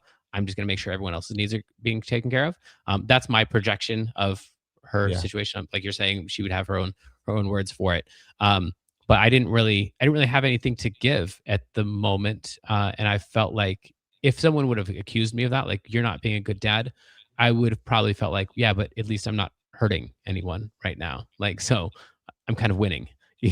Not Yeah. that I feel like I'm winning, but so yeah, it was. We both liked each other. Like we both respected each other. And there wasn't like any animosity there, but also we were living very parallel lives there for a while. Wow. Yeah. Sorry. And you anything you don't feel comfortable answering, but I kind of like it just Yeah. peaks.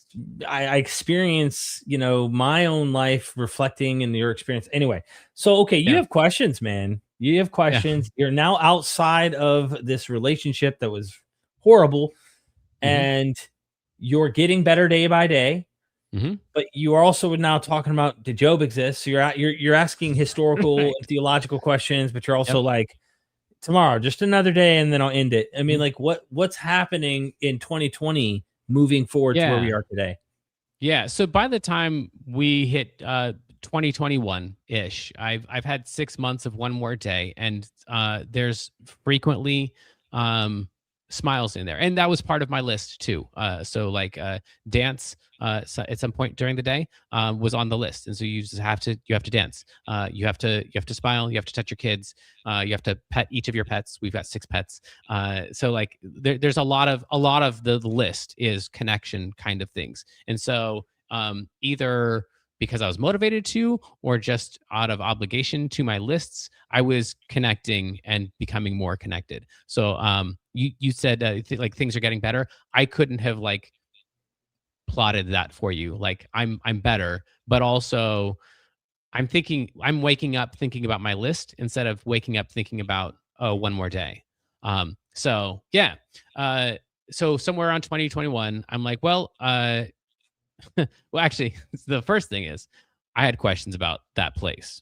So religion aside, I decide I'm going to write down every single memory that I have of that place. And my entire life was spent in that place. And so I made a list of literally every single memory that I ever had. I forget how long the list got, but it was in the thousands of like just everything that I could possibly remember. Every Christmas, everything, every event that had happened in the in the organization. And then I like got a ancestry.com subscription and like went through just tens of thousands of headlines and like tried to line up like which of these things actually happened, because I remember saying that this thing happened, but they told me no, you're just remembering it wrong, you're just rebellious and you're Mm. just whatever. And so like I had to go through point by point by point by point and be like, I need to find out what actually happened. Am I crazy? Did I make all this stuff up? Was this a great place and I'm just remembering it wrong? Like how crazy is this Jamin guy? He's crazy enough to make a list of thousands of memories and research them all. And then I thought, if I don't make it, I would really like for my kids to have this. Like, I want them to know what their grandparents were like, what their dad was like, because I don't know that I'm going to be able to convey this to them. So I want to write these out. I'm going to take each one of these and just put a couple sentences on of the story, so they'll have just a long list of like, and no, maybe none of them will read it, but also if they're ever as curious about their past as I am about my past, I want them to be able to go through and be like, here's what happened, here's why my dad was crazy.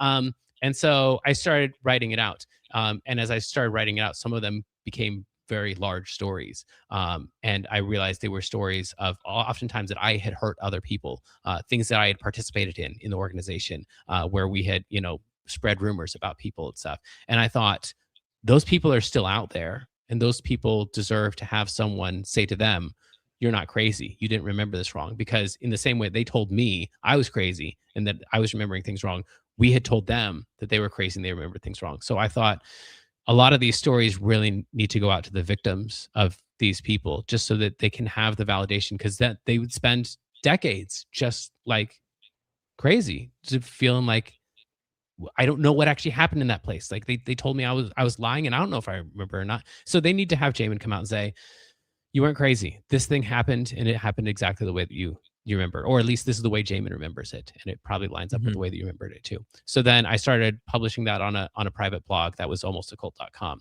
And so it's just crazy long stories that aren't even really written for the world. They're just there for my future children. So I haven't edited them down to be like, publishable as an interesting book, because I don't care if the world likes it or not. All I want is my kids to have the real facts about what really happened in that crazy organization. So anyway, start doing that. About a year later, I've written about 1 million words on the organization on this blog. That is the audience for it is blowing up, because there's like this underground, like, oh, did you hear, like, Jamin got out and he wrote a blog, and so like all the thousands of people who used to be in the organization are like all still in this web of contact and stuff. So I get done with that, I kind of breathe a sigh of relief. We're looking at 2022, and I'm like, all right, well, that was the personal stuff. I wonder what I really think about God. And that's when I start. I've just decided, I'm going to do the same thing I did here. I'm going to put together a blog, and I'm just going to let all the people in the denomination that say that I'm horrible and that I'm wrong and that I've got everything wrong, like, come at me, like, tell me what the right thing is, because I want to believe the right thing. This seems weird. What if this Job thing is true? Then how do we know about the rest? Somebody give me an answer. And I put it on a blog. Nobody reads it, of course, because nobody reads any blog. That's what I'm thinking. So I start emailing it out privately to people in the leaders in the organization. I have a one-on-one meeting with the president of the denomination, and I trying to ask him questions about, like, tell me stuff, and he's like, oh, Jamin, I'm so sorry that you're going through this, and you're not acting right here. You need to change your life. I'm like, okay, cool, but also, like, what's the answer to the question that I just asked you? And I wish so you recorded that. I wish you would have recorded that. You know I what I mean? cannot confirm nor deny the recording of any conversations that have happened between me and anyone else in the past. I can tell you it was a regular practice within the organization to record conversations privately. Gotcha. So not Okay. only when so-and-so left would you hear about all the sins that they had, but you would get audio clips too in some cases of, like, here's what they said about you. They said that you're lazy and that they think that mole on your face is ugly. And so you would get to hear that person who just left call you ugly. And, anyway, it was recording Wow. conversations was a big part of my traumatic experiences in life.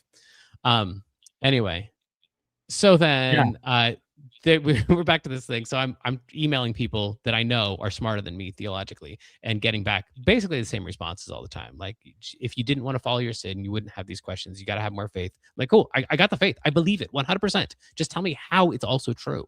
So anyway, I start realizing this is not going well. At the same time, my wife is reading some books by like Reza Aslan and some other people. No way.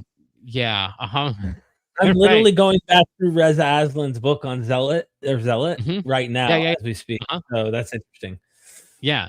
And for neither one of us was it it was just like reading banned books. It wasn't even like, hey, let's prove this thing wrong so that we can know that our sinful life is the right life. It was just like, we've only heard the approved authors, the approved clips of the approved authors of this tiny little group. Like, what do other people say?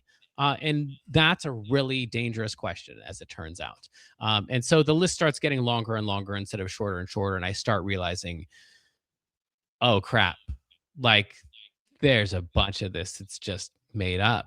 Like, I'm not even talking about like the stories in the Bible. I just mean the religion. Just like the fact that I didn't know that the rapture was a thing that got invented by John Nelson Darby, or the fact that I didn't know anything about the canonization of scriptures, or the just the beliefs in our like the evolution of Christianity. Like, I thought we believed basically what Paul believed, because we were good Christians. We were reading Paul's writings. Like, Christianity's been Christianity. And then the realization that like, this is the 99% of the religion that I have has nothing to do with anything that would have been recognized as Christianity for the vast majority of history. And that every time you bring that up, everyone in their 3 trillion different versions of Christianity are all like, yeah, but you're just not believing it the right way. Or you're not just right. Like, it's just such a tiring response. Honestly, it's like so boring, and they're so sincere. So I feel bad about it. But like, also when they're like, but if you just, I'm like, all right, go. Yeah. I get the same problem. I get the same problem myself. Yeah. I mean, right now, like, I'll have a video where I'm like, why I don't believe the resurrection is true or something. And, I'll go through all sorts of stuff, from comparative mythology to contradictions within the text to other cognitive and psychological explanations to propaganda explanations to potential, inventive cultic material. Like, there's so many different avenues you can hypothetically go down that seem more plausible than he really rose from the dead. And of course, then I get this response that goes, well, and this happened recently on Facebook by another big YouTuber, Capturing Christianity. He writes me and goes, but did you not look up the modern miracles of Zoltan? And I'm like, not yet. I haven't yet. Yep. And that was enough for him, I think, in his mind to feel like, aha. And I'm like, well, dude, so do I need to look up every miracle and be able to falsify every single explanation or every single miracle that's ever happened in human history for me to then walk away and go, I have a rational reason, a very strong, rational explanation for why I don't believe this is true, but you can't if you don't first unravel those. So I'm working on scripts, by the way, that will deal with the particular modern miracle claims and stuff. But yeah, it's like it never ends. If it isn't just, well, you got the wrong form of Christianity, it's, well, you didn't look into every nook and cranny, jot and tittle, and that's it. Yep.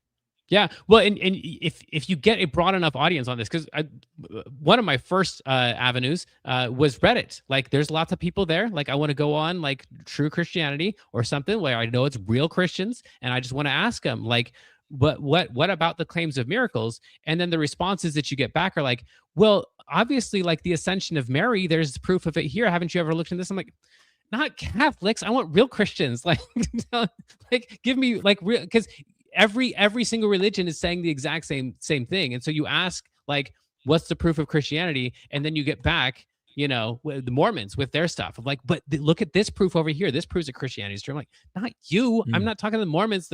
I want proof of real Christianity. As it turns out, the proof of real Christianity is the truth. The same proof as all of the false Christianities, it would seem, if I'm really honest, but maybe not. I'm open to being wrong still.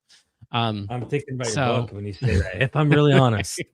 Again, So back to the that one, it's just like 200, 300. I don't know. They're packaged into like groups of like, here's something that seems weird to me. Here's a few paragraphs on it. Here's something that seems weird to me. Here's a few paragraphs on it. To date, I don't have a yeah. single one of those that anyone has given me anything that seems actually reasonable to refute what seems evident about my Christianity. But I don't know. I'm open to being wrong. I don't have any marriage to that book. I'd love for it all to be wrong, and I'll reconvert and be headed back to heaven again. That sounds great. Why not do that? But I can't get anything except for pity and condemnation. So here we are. Interesting.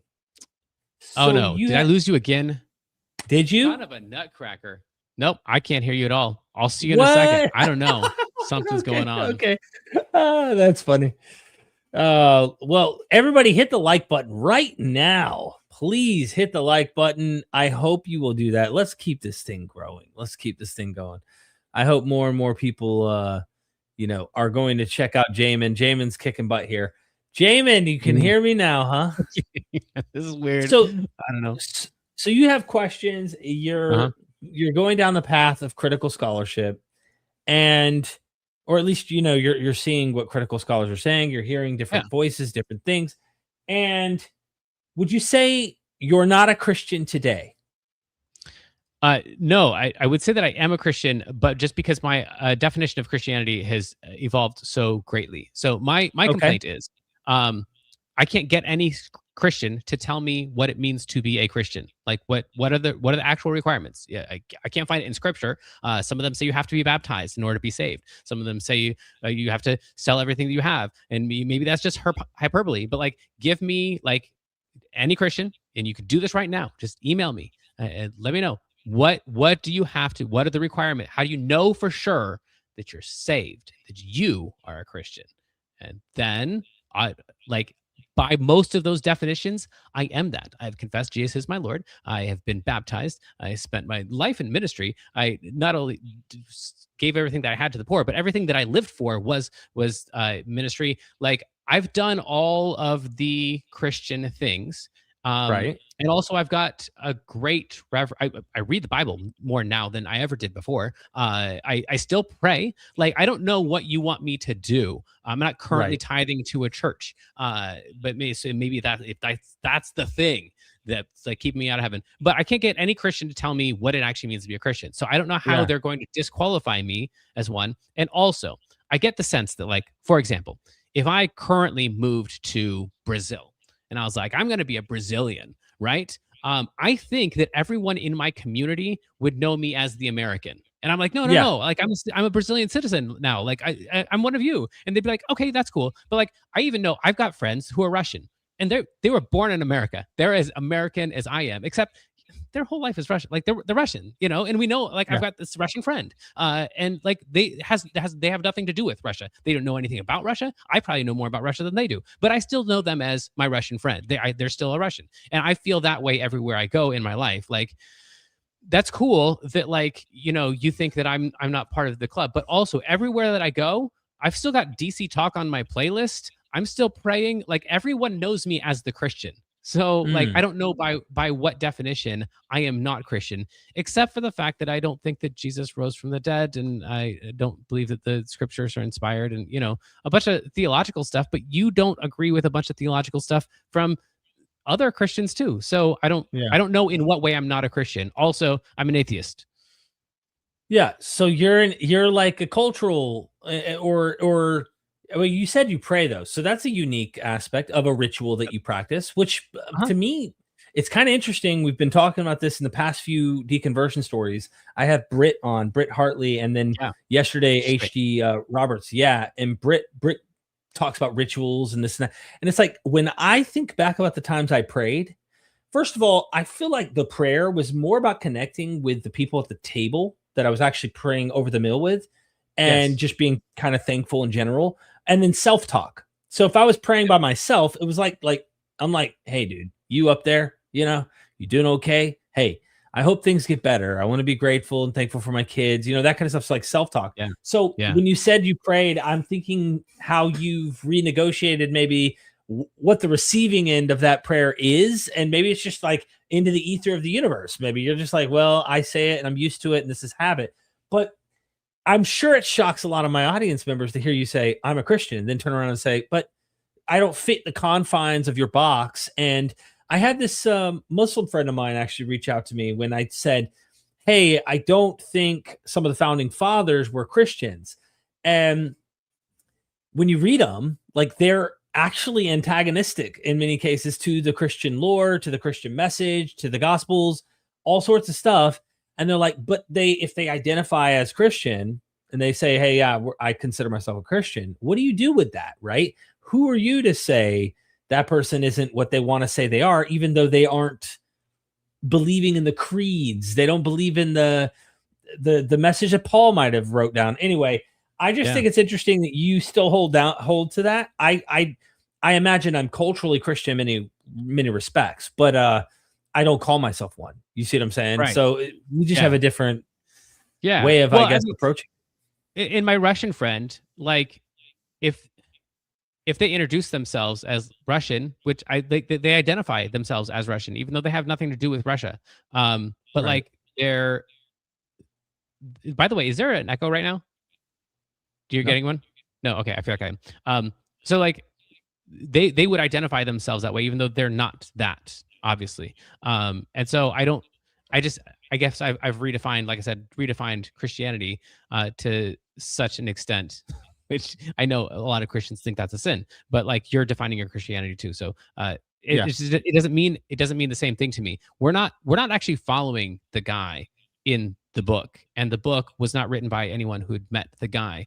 So like everything about us is legendary, mythological, ritualistic, ceremonial, and performative. And so I've got the same thing. I've got all the ceremonies and the rituals and the performances, and I've got the mythology, and I'm there. I'm a Christian, and I'm sorry that you find that offensive. But also, like, if you told me, like, well, you're not a real man unless you like football. Like, I understand. Like, that's cool. You can do that. Also, I don't really care for football that much, and I consider myself a man. And I don't mean that to be offensive to you. And I know you think like you've got the definition of man. Like, so like I'm not trying to say that I'm the same as you. I'm just saying I can't help but consider myself a man because I do. And so, but I don't like football because I disagree with the definition. And you're like, well, you're redefining what a man is. Like, yeah, you too. Yeah, we're doing the same thing. Yeah. So I love that you bring that in. There's so much there. So what do you do now? I mean, like, here you are, right? You kind of defined a little bit about your questioning of these things. Obviously, you're not a believer in them in the literal sense that the stuff, there might be a message there that you find occasionally that you latch onto, music that you still hear that gives you inspiration or helps you and depends on, the times, whatever.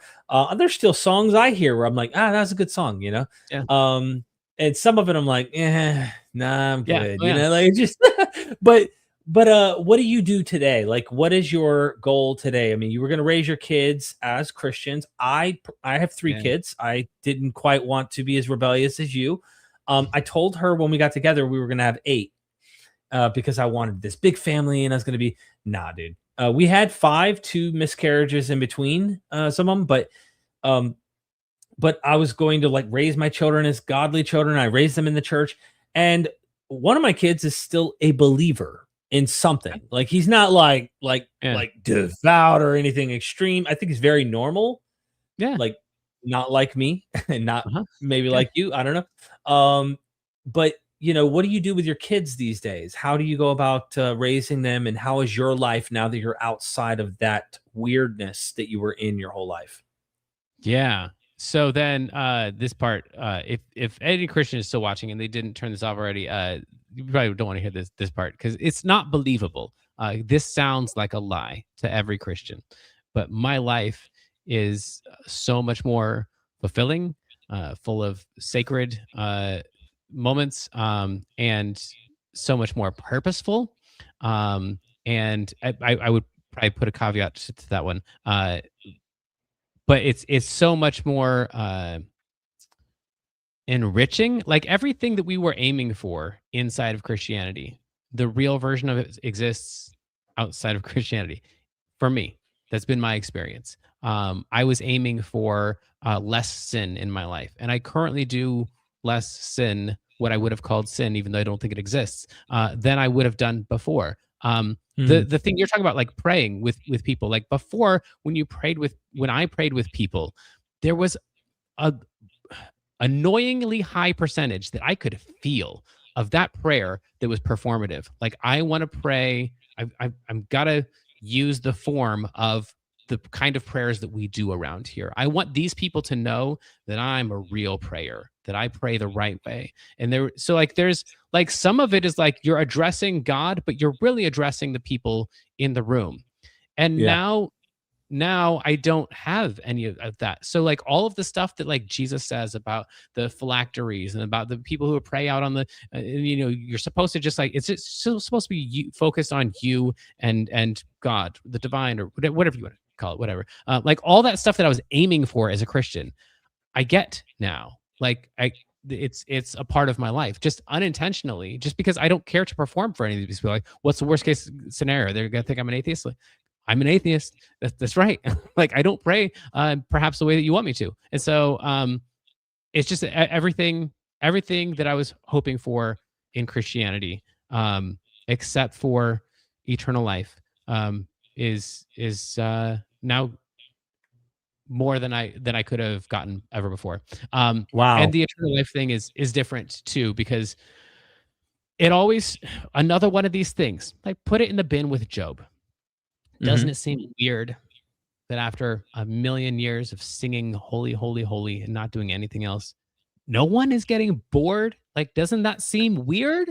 I'm not saying I'm right, and I've never been there. It just seems odd to me. Like, how is it that we never get bored? I'm not Right. saying that Jesus didn't raise from the grave. It just seems weird to me that we're singing three words, the same word, three times in a row, over and over for eternity, and then we never get bored. Like that goes in there. And now I don't really have to worry about that. And also, I'm finally allowed to grieve. Like now that I don't believe in eternal life, I can go to a funeral and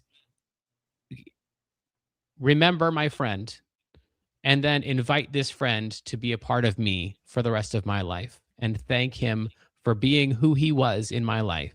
And now I'm going to carry him with me until I die. And his memory is going to fade, just like the memory of everyone ever throughout history. And he's gone, and it's just that much more precious that he was here with me for a moment. And then that I'm going to be able to be that with my kids. And I can just really be sad that he's not here anymore, instead of being sad because that you can't help but be sad that he's gone, but then also feeling guilty about that because I'm supposed to be happy for him because now he's with Jesus rejoicing forever. So like, how is he so happy and yet I'm so sad for him? Like in this like, but I want to do this the right way. Like how does Jesus want me to feel about his death? Who cares what Jesus wants me to think about his death? Like I could be sad and be grateful, and like a funeral can be everything that a funeral was supposed to be. And the list goes on and on and on and on. Like everything that you were hoping for is like, you could just live as a person and you can get those things. But as long as you don't try to impose Christianity on top of it. You reminded me of a story that I had in my past where I'm no longer a believer, right? For at least a year or two. And my wife's best friend overdosed and died. And her parents, my wife's best friend's parents, always knew me as the Bible thumper, like the holy guy who was really into the Bible, but also was close with them. So they wanted me to do the eulogy, right? And I'm at work doing construction. I'm listening to podcasts all day, every day, learning about the critical stuff and why I don't believe this book is true. Why I don't think the things in it happened. All this, like all of this stuff. Jesus may not even have existed. Like all that stuff is going through my ears with podcasts and all that. And this before Myth Vision became anything. I think I might have done a few episodes. I may have just started Myth Vision, but it was like not even a thing. It was just, I had a few guys I wanted to talk to that I listened to their books or heard on a podcast. And I did an interview in a hotel room with the crappiest internet on the planet. And I remember having to go to the funeral, and I thought I was just going to give this like one little speech as part of the funeral. I walk in the funeral and like, hey, Pastor Lambert, welcome.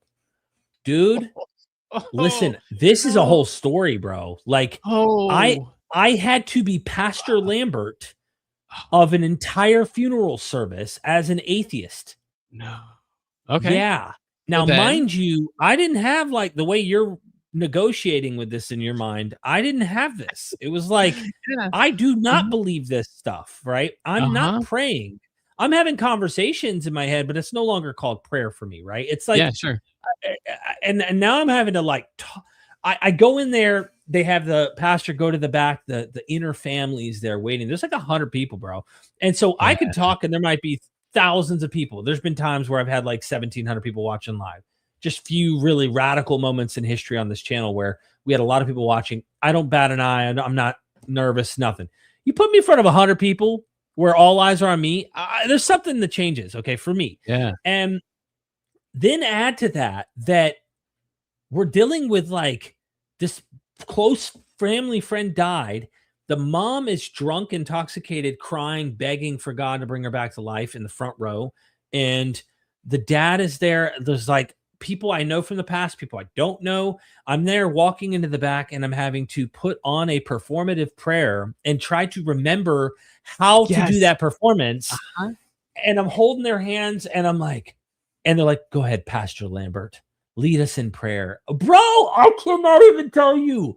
Like, I cannot even tell you. I'm sitting there going, what did I walk into? Y'all did not tell me any of this. You did not tell me what I'm about to have to do. And so Uh-huh. I'm like, Father God, we know she's no longer suffering. Like I really then was authentic while I'm putting on a performance to Yeah. try and like do this conversation for them. I Yeah. also was like saying what I really believed, and that was Yeah. she's not suffering Right. anymore. Yep. Like, and I there's no hell. That wasn't even Mhm. in the mind. And then I'm standing up there preaching because my Mhm. wife put all the notes together for me because I'm working construction. And the mom's looking at me like, bring her back to life, which made me feel so bad. But bro, I do not wish that performative on anyone, especially an outsider who no longer Yeah. believes it, that Uh-huh. has to do that. It was just uncomfortable, man. I'll tell you, it was Yeah. uncomfortable for me. You know what I mean? Right. Well, I don't even think that's far off from the experience of a believer who is doing it, except for the internal dissonance. Like having Yeah. been to a lot of funerals as a pastor's kid, like there's a show there, you know what's gonna happen, and like you got your things, and we're gonna do that part, and then we're gonna do that part, and we're gonna do that part, then it's all over, and then we gotta bring in the janitor and clean it up. Like, yeah. So then except for the part that you actually believe most of the stuff that you're saying, but also maybe exaggerate a little bit. Like if you feel like you've got one on the line or something that might convert at the end, you might throw in some stuff about hell there. But saying it's weird to do it performatively, like most of them are done at least a little performatively, it from my perspective, but that might be Mhm. yeah. So then Yeah. did at the end of the prayer, did you feel like I still got it? Well, I mean, I looked to see how it was received. You know what I'm saying? And I guess it was well received. You know what I mean? But I'm like, dude, I hadn't prayed in 2 years, so it was kind of like riding a Yeah. bicycle in a sense. Yeah. But I did it for them, and Huh. I knew it came natural. It came natural to like tap into the obvious that someone I actually care for and that I really, really Mhm. respected, and we did have a friendship with, and was my wife's best friend.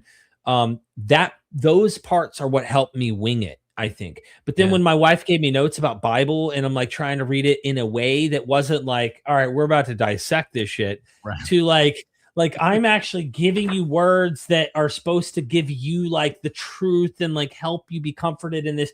I finally Yeah. kind of stopped with the notes and was like, Mhm. listen, and I speak it from the heart, like life's hard, and that's when the good stuff happened, and my nervousness Yeah. had gone away by then. When I stopped trying to pretend like I'm reading something and I just was speaking from the heart, I think that's when things got real and got much more comfortable.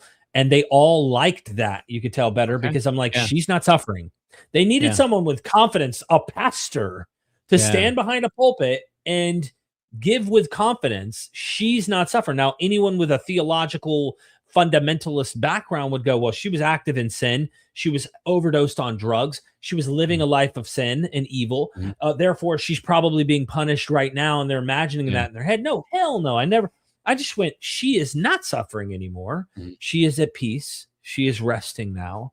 And we want to remember her, the great things about her. And that's what we're going to talk about today.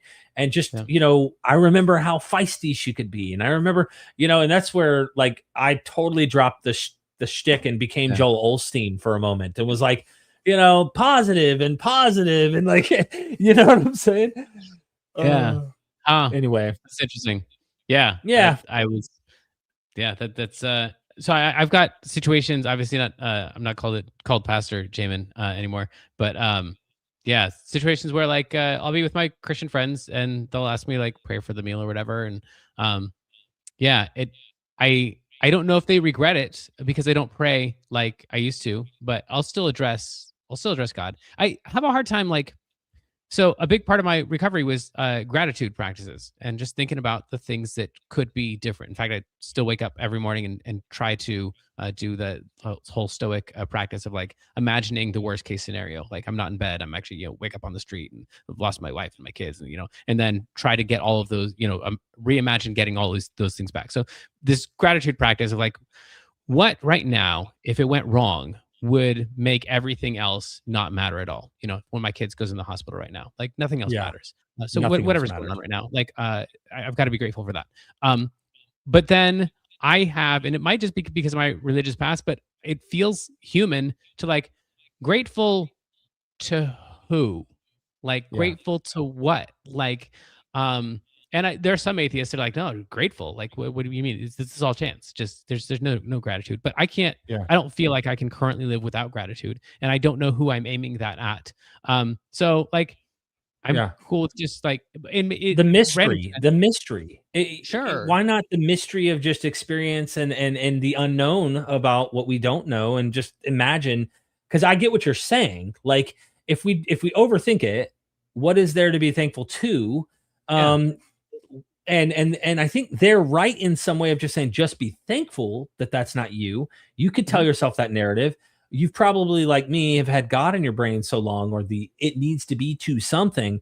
And sometimes I might just think this experience, this life, this universe, whatever this is, I'm just thankful that that's not where I ended up, or that's not what happened to me, or whatever, you know what I mean?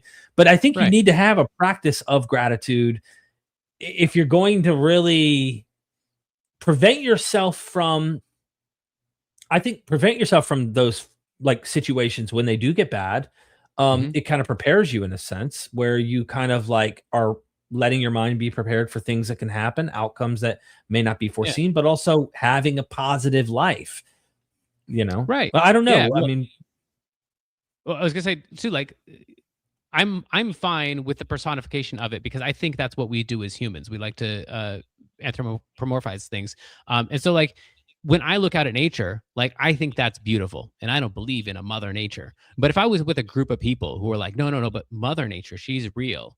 Like she's real enough for me to go along. Like, I don't need to ruin Santa for you. Like, okay, cool. Like mother nature, you and I are both in reference towards the same thing here. We're both experiencing the same beauty here. And you want to put a person on it, and I'm cool with that. Mother nature, sure, that why not? But I would rather have the moment here with you, enjoying nature or mother nature or whatever label you want to put on it, than stand up for but no, there is no mother here. Like, why not connect with the person instead?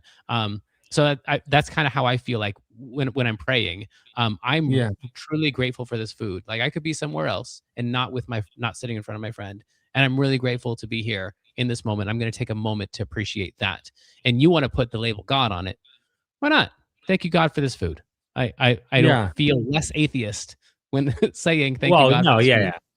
I get So, it. I don't know. There are people who do that. Like, I totally understand what you're saying. I think it's unfortunate. I had a situation with my family, and since I deconverted, I had a moment where a group text was sent with like 8 or 9 family members, and it was like on a Sunday morning, a text was sent out, something like, "Thank you. If it weren't for Jesus, Yeah. and it was something like really religiously motivated and stuff. And they were coming from a place 10 years ago, 12 years ago. I would have been like, yeah, you're right. If it weren't for Yep. Jesus, blah, blah, blah.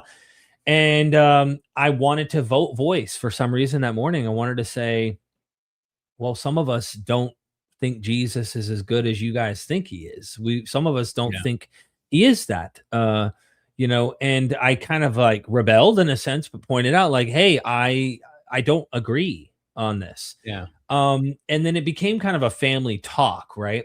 Where I'm now the black sheep. I'm kind of, here's the Derek having to, do his non-Christian thing again. And when we sat down and talked, we got to speak about these things a little in dialogue. My sisters and my mom, I think, all got together and were like, they all looked at me, and it even like added more layers to already an issue where I'm like, okay.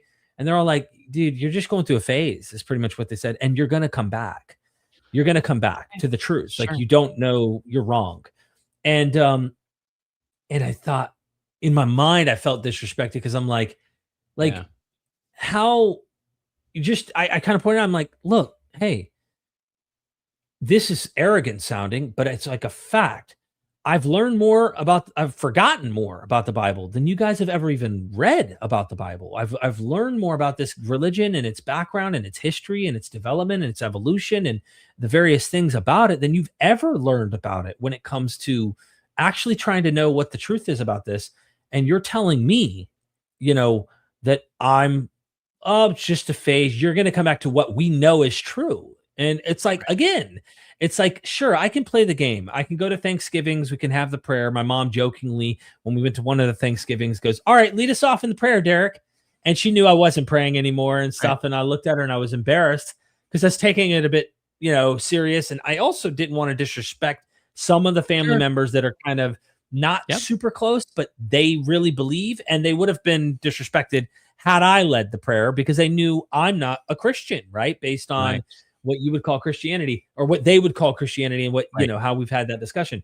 So I got to a place where it's like, okay, I get what you're saying. It's unfortunate that there's not enough room for all members to have their voices expressed. It's, oh, we believe in Jesus, and that needs to be the frame of the discussion, and you need to ride along with us and be okay with it, using our language, using our forms, instead of like finding some neutral ground or common ground in that respect. And it's the way the cookie crumbles. Because in my mind, it's like there's no respect toward my lack of beliefs, my not finding Jesus to be as good as they think he is in many regards. Right. Not saying he didn't have some good things that were taught, but like there's some culty shit there, dude. I mean, if we read the text, you can find some horrific ideas that come from it that have caused a lot of trauma. And I want to point out the good, but I also think it's important that people know about the bad and how these bad ideas also cause trauma and different issues. So I just went off a rabbit trail here to point out, like, sure, I can go to the Mother Nature group and say Mother Nature and know what they mean. And in my mind, maybe rationalize in a scientific sense or psychological sense to understand what they're actually doing, why they're doing it, and be the bigger man and not try to disrupt. Mother Nature probably doesn't actually have a conscience, okay, or whatever. Like I don't have to pop the bubble, but I don't think they ever, and these worldviews, because they're so exclusive, ever find room to allow the diversity of other people with other views in. And that's the bubble I want to pop, which makes me a black sheep, which makes me push against the thing. But sometimes I don't want to deal with it. So I just go with the flow. And it's like, damn, that's what sucks. That's what I don't like about dogma. That's what I don't like about these religions in many respects, is that they don't give a shit about anyone else's views or anyone else's positions. You need to speak in the name of Jesus. You need to understand ours is true, and you're going to come back to it. That's why I have a chip on my shoulder a little. So, Yeah, well, and that's understandable too. I don't disagree with any of that, and it definitely is a matter of who is going to tolerate the other person. Because I think that I'm tolerating the Mother Nature people when I'm around them, like tolerating their ignorance, and they think that they're tolerating my ignorance. So, but in the case of Christianity, they feel like they are about to convert everybody into it, and so there's no, like you're saying, there's not that mutual respect. And I don't think Christians on the whole, the vast majority of Christians understand how much the world is tolerating them. Like they feel like, but we got the truth and we're like trying to help everybody. But when the rest of the grown-ups are like, we're gonna let them have their thing because it's important, and also like personally, I think they've got some really great value in the things that they do. So I don't think it's Sure. all like if we just flush it down the toilet. I don't know that things are net positive. I'm not sure. Right. Whatever. I don't know But either. like there's some benefits in there, but also we're tolerating you. Like every time that you've gone to the doctor and they were like, I don't know what happened, but you're getting better, and you're like, it's because of Jesus. Jesus healed me, and they're like, okay, it's because of Jesus. Like, you think that you just converted them. You're going to go tell your church that your doctor believes in Jesus when really your doctor's like, alrighty, cool. If you think that that's helping you, then that probably is helping you. Because if you would have Mhm. said, I prayed to Buddha and Buddha helped me, he would have had the same response. If you would have said, well, it's because I had an extra glass of water, they'd be like, yep, sometimes water cures cancer. You just never know. Keep drinking that water. Like whatever it is you think that it was helping, then they're gonna just go along with that. The Christians don't know that there's a whole medical industry that is just allowing them to have their dream so that they can get whatever benefit would come from having that dream. And Mm. there's just so many places like this where it's just like we're all putting up with you and you don't know it and you don't have any respect for it, and so it feels a little annoying because it's kind of immature for you to be like, I'm a big boy and I'm it's like Yeah. you got this sense that you got the truth because we're all allowing you to think that you got the truth, and a lot of us want to do the Derek thing and be like, okay, but it's not the truth. I just Yeah, I have to mean, say it. look, It's also I not the don't truth. wanna yeah, I don't wanna do that, like, it's not all I wanna do, but it's like, No, you right. almost wanna give a little bit of a reality check and be like, "Hey, Yes. look, you're not the only one in town, and you're not the only people on the planet," and there's a sense in which persecution complex is built into this, because Yep. if you do not tote the line, say the prayer, put the words in the public schools, make sure it's part of our laws, like, that's persecution too. I mean, Mhm. like, how far do you go? You want to own the world. You want to dominate the world with your ideology. You believe this is the one true thing, just as Islam in many forms does. I mean, most forms, I would say, does. And so, at the end of the day, I just I feel like we need to have that protest, so to speak, the vocalization of saying, "Hey, can you look in the mirror? Can you realize you're not, there's a lot more." And they see the otherness as a thing to change toward to be like them, instead of the otherness is actually something we should just coexist with and be comfortable with. And that's been the historical like line of converting pagans, of trying to squish out those who do not fit even in their own Christian umbrella. You're not under our umbrella. And this has just Right. been all throughout history. That's how Christianity has behaved, acted, and such. Not every single Christian, of course, not all forms of it have been as toxic, but that is what I see. And that's part of why I do a lot of what I do, is to defang those things so that more people can negotiate with the tradition like you have and say, hey, I call myself a Christian. Technically, do I think the resurrection happened? No. But like, I find beauty and I only look to the positive things. It's not like I look forward to hate my mother, father, sister, brother to come follow you, or eternal conscious torment, or even if you want to say it's annihilation, you can go that route too. But like any form of punishment for people in that regard, the list can go on and on, that you could try and list harms and stuff. But I just feel like we need to be able to do that Yeah. and coexist. Absolutely. And I think that's the least Christian thing about me, is that I allow other Christians to call themselves Christians even though they don't believe what I believe. Because that's not what you're supposed to do as a Christian. But for all of my disbelief in all of the religious stuff, I like that. I think that is, if we could get the church to that, I think so much harm would be reduced. And honestly, that's the not to just plug the book, but like that is the point of Dear Evangelicals, is it's just like without trying to change the church. And yeah, I don't mean this is a plug. This is a message that I feel strongly about.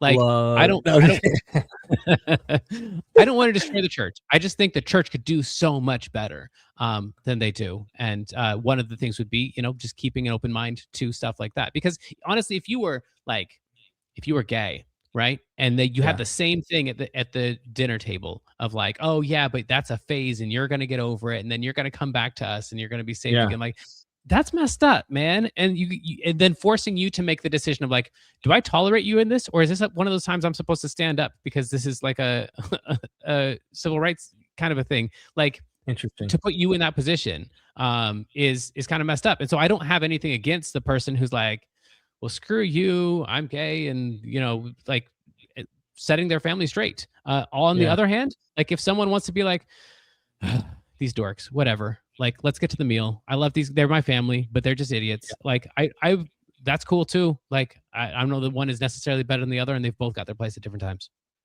I agree. I think both, all of that is me. I've done all of it, right?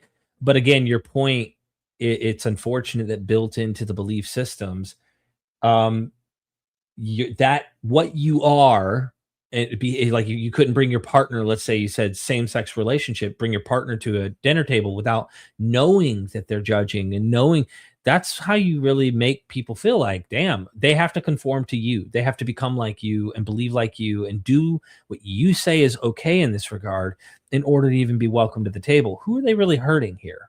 Are they really hurting you? Does that Yeah. relationship really cause you, other than your theological baggage, which I'm trying to dismantle by doing a lot of what I do. Like once you realize that's not the case, then all the fear you have of the hell and the abomination of that behavior, you realize, man, I misunderstood. This is just incorrect. I didn't have the correct understanding about the world. And yeah, I don't know. I mean, I think the dialogue needs to continue, but it's like if one side is behaving like your dad and your mom were, specifically your dad, what do you do except for run away? I mean, you can't change them. You can't, and you can't live in that environment any longer. You need sanity yourself. And you, in your case, it was an extreme one where you found it. You had to leave though, and you went through a really hard, rough road getting out on the other side.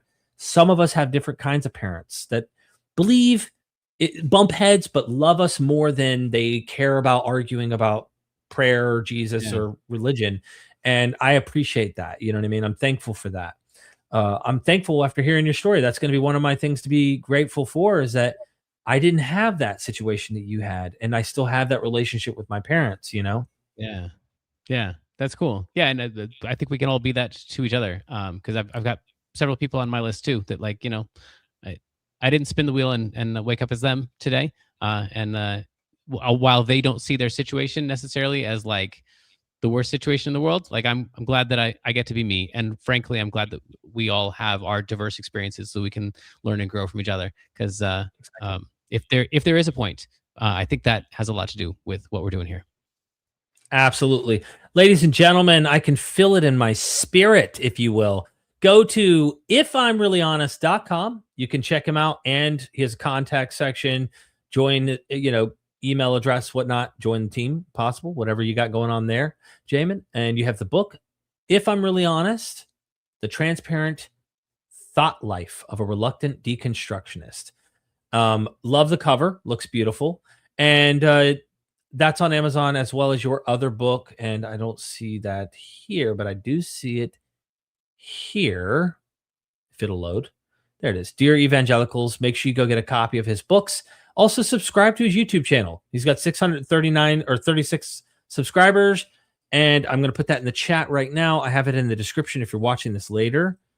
I hope that everybody who's watching takes the time to go subscribe and I'll point out mention. too, real quick, while you're Yeah, on that too. sure. That is largely non-religious. Like if you scroll through the guest list, you'll notice there's like a lot of cult stuff in there, but there's also a lot of like neurology and memory and a lot of different topics. The goal of it is trying to keep religion out of it as much as possible. What are other people in other fields who have felt like this doesn't seem right and stood up for something that they knew they would be ridiculed for? And so it's just all kinds of people that are transformative in their fields, regardless of whether I agree with their conclusions or not, just because Right. this is not just a religious thing. Like there's communities like this. Every community can become like that, where you're not allowed to say the thing that seems obvious. And so it's all about saying the obvious thing and not necessarily about deconstructing Christianity or anything like that.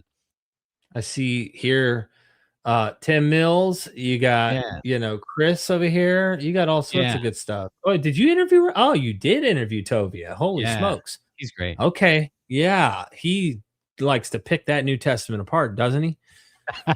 Yes. He loved that part of my book. Oh, I bet. Thank you for your time. Thank you. Thank you for your story and the courage to come forward. Is there anything you'd like to say to anyone out there who might be going through something that you went through, that dark night like you went through, maybe I don't know, from the heart, something? Yeah. Well, I mean, having been there, I don't know that I would have known what would have worked for me. I know that that thing of maybe tomorrow, and also that the world is a lot bigger than it felt at the moment, because it felt like everybody in the world agrees, like Jamin shouldn't be here. But that was maximum several thousand people. And there's a lot more people in the world, and there's a lot more perspectives in the world. And all those people were from the same perspective. So the world's really big. There's a lot of love out there. And there's a lot of people who are willing to love even despicable people like me. And so even if you find yourself to be a despicable person, probably there are a lot of it you don't need to feel a bit despicable about. And also there's still people who love despicable people. And you've still got something to add to our story and to our culture, even if you're just a Jamin who is on the gratitude list of a Derek. Derek's grateful that he didn't wake up as Jamin. Like, you can be that for somebody. So I mean, I say that kind of jokingly, but we all have stuff to share with each other, and there's beauty to be found. And sometimes at the moment it's not visible, but that has more to do with, I think, the way that we're looking than the reality of the situation, because sometimes it's just right in front of us and we can't experience it.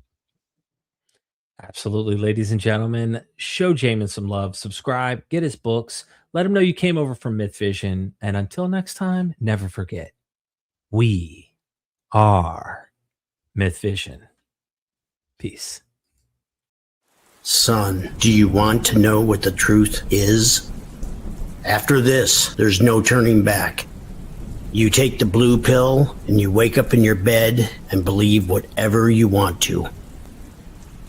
You take the red pill and you stay in Wonderland, and I show you just how deep the rabbit hole goes. Remember, all I'm offering is the truth, nothing more.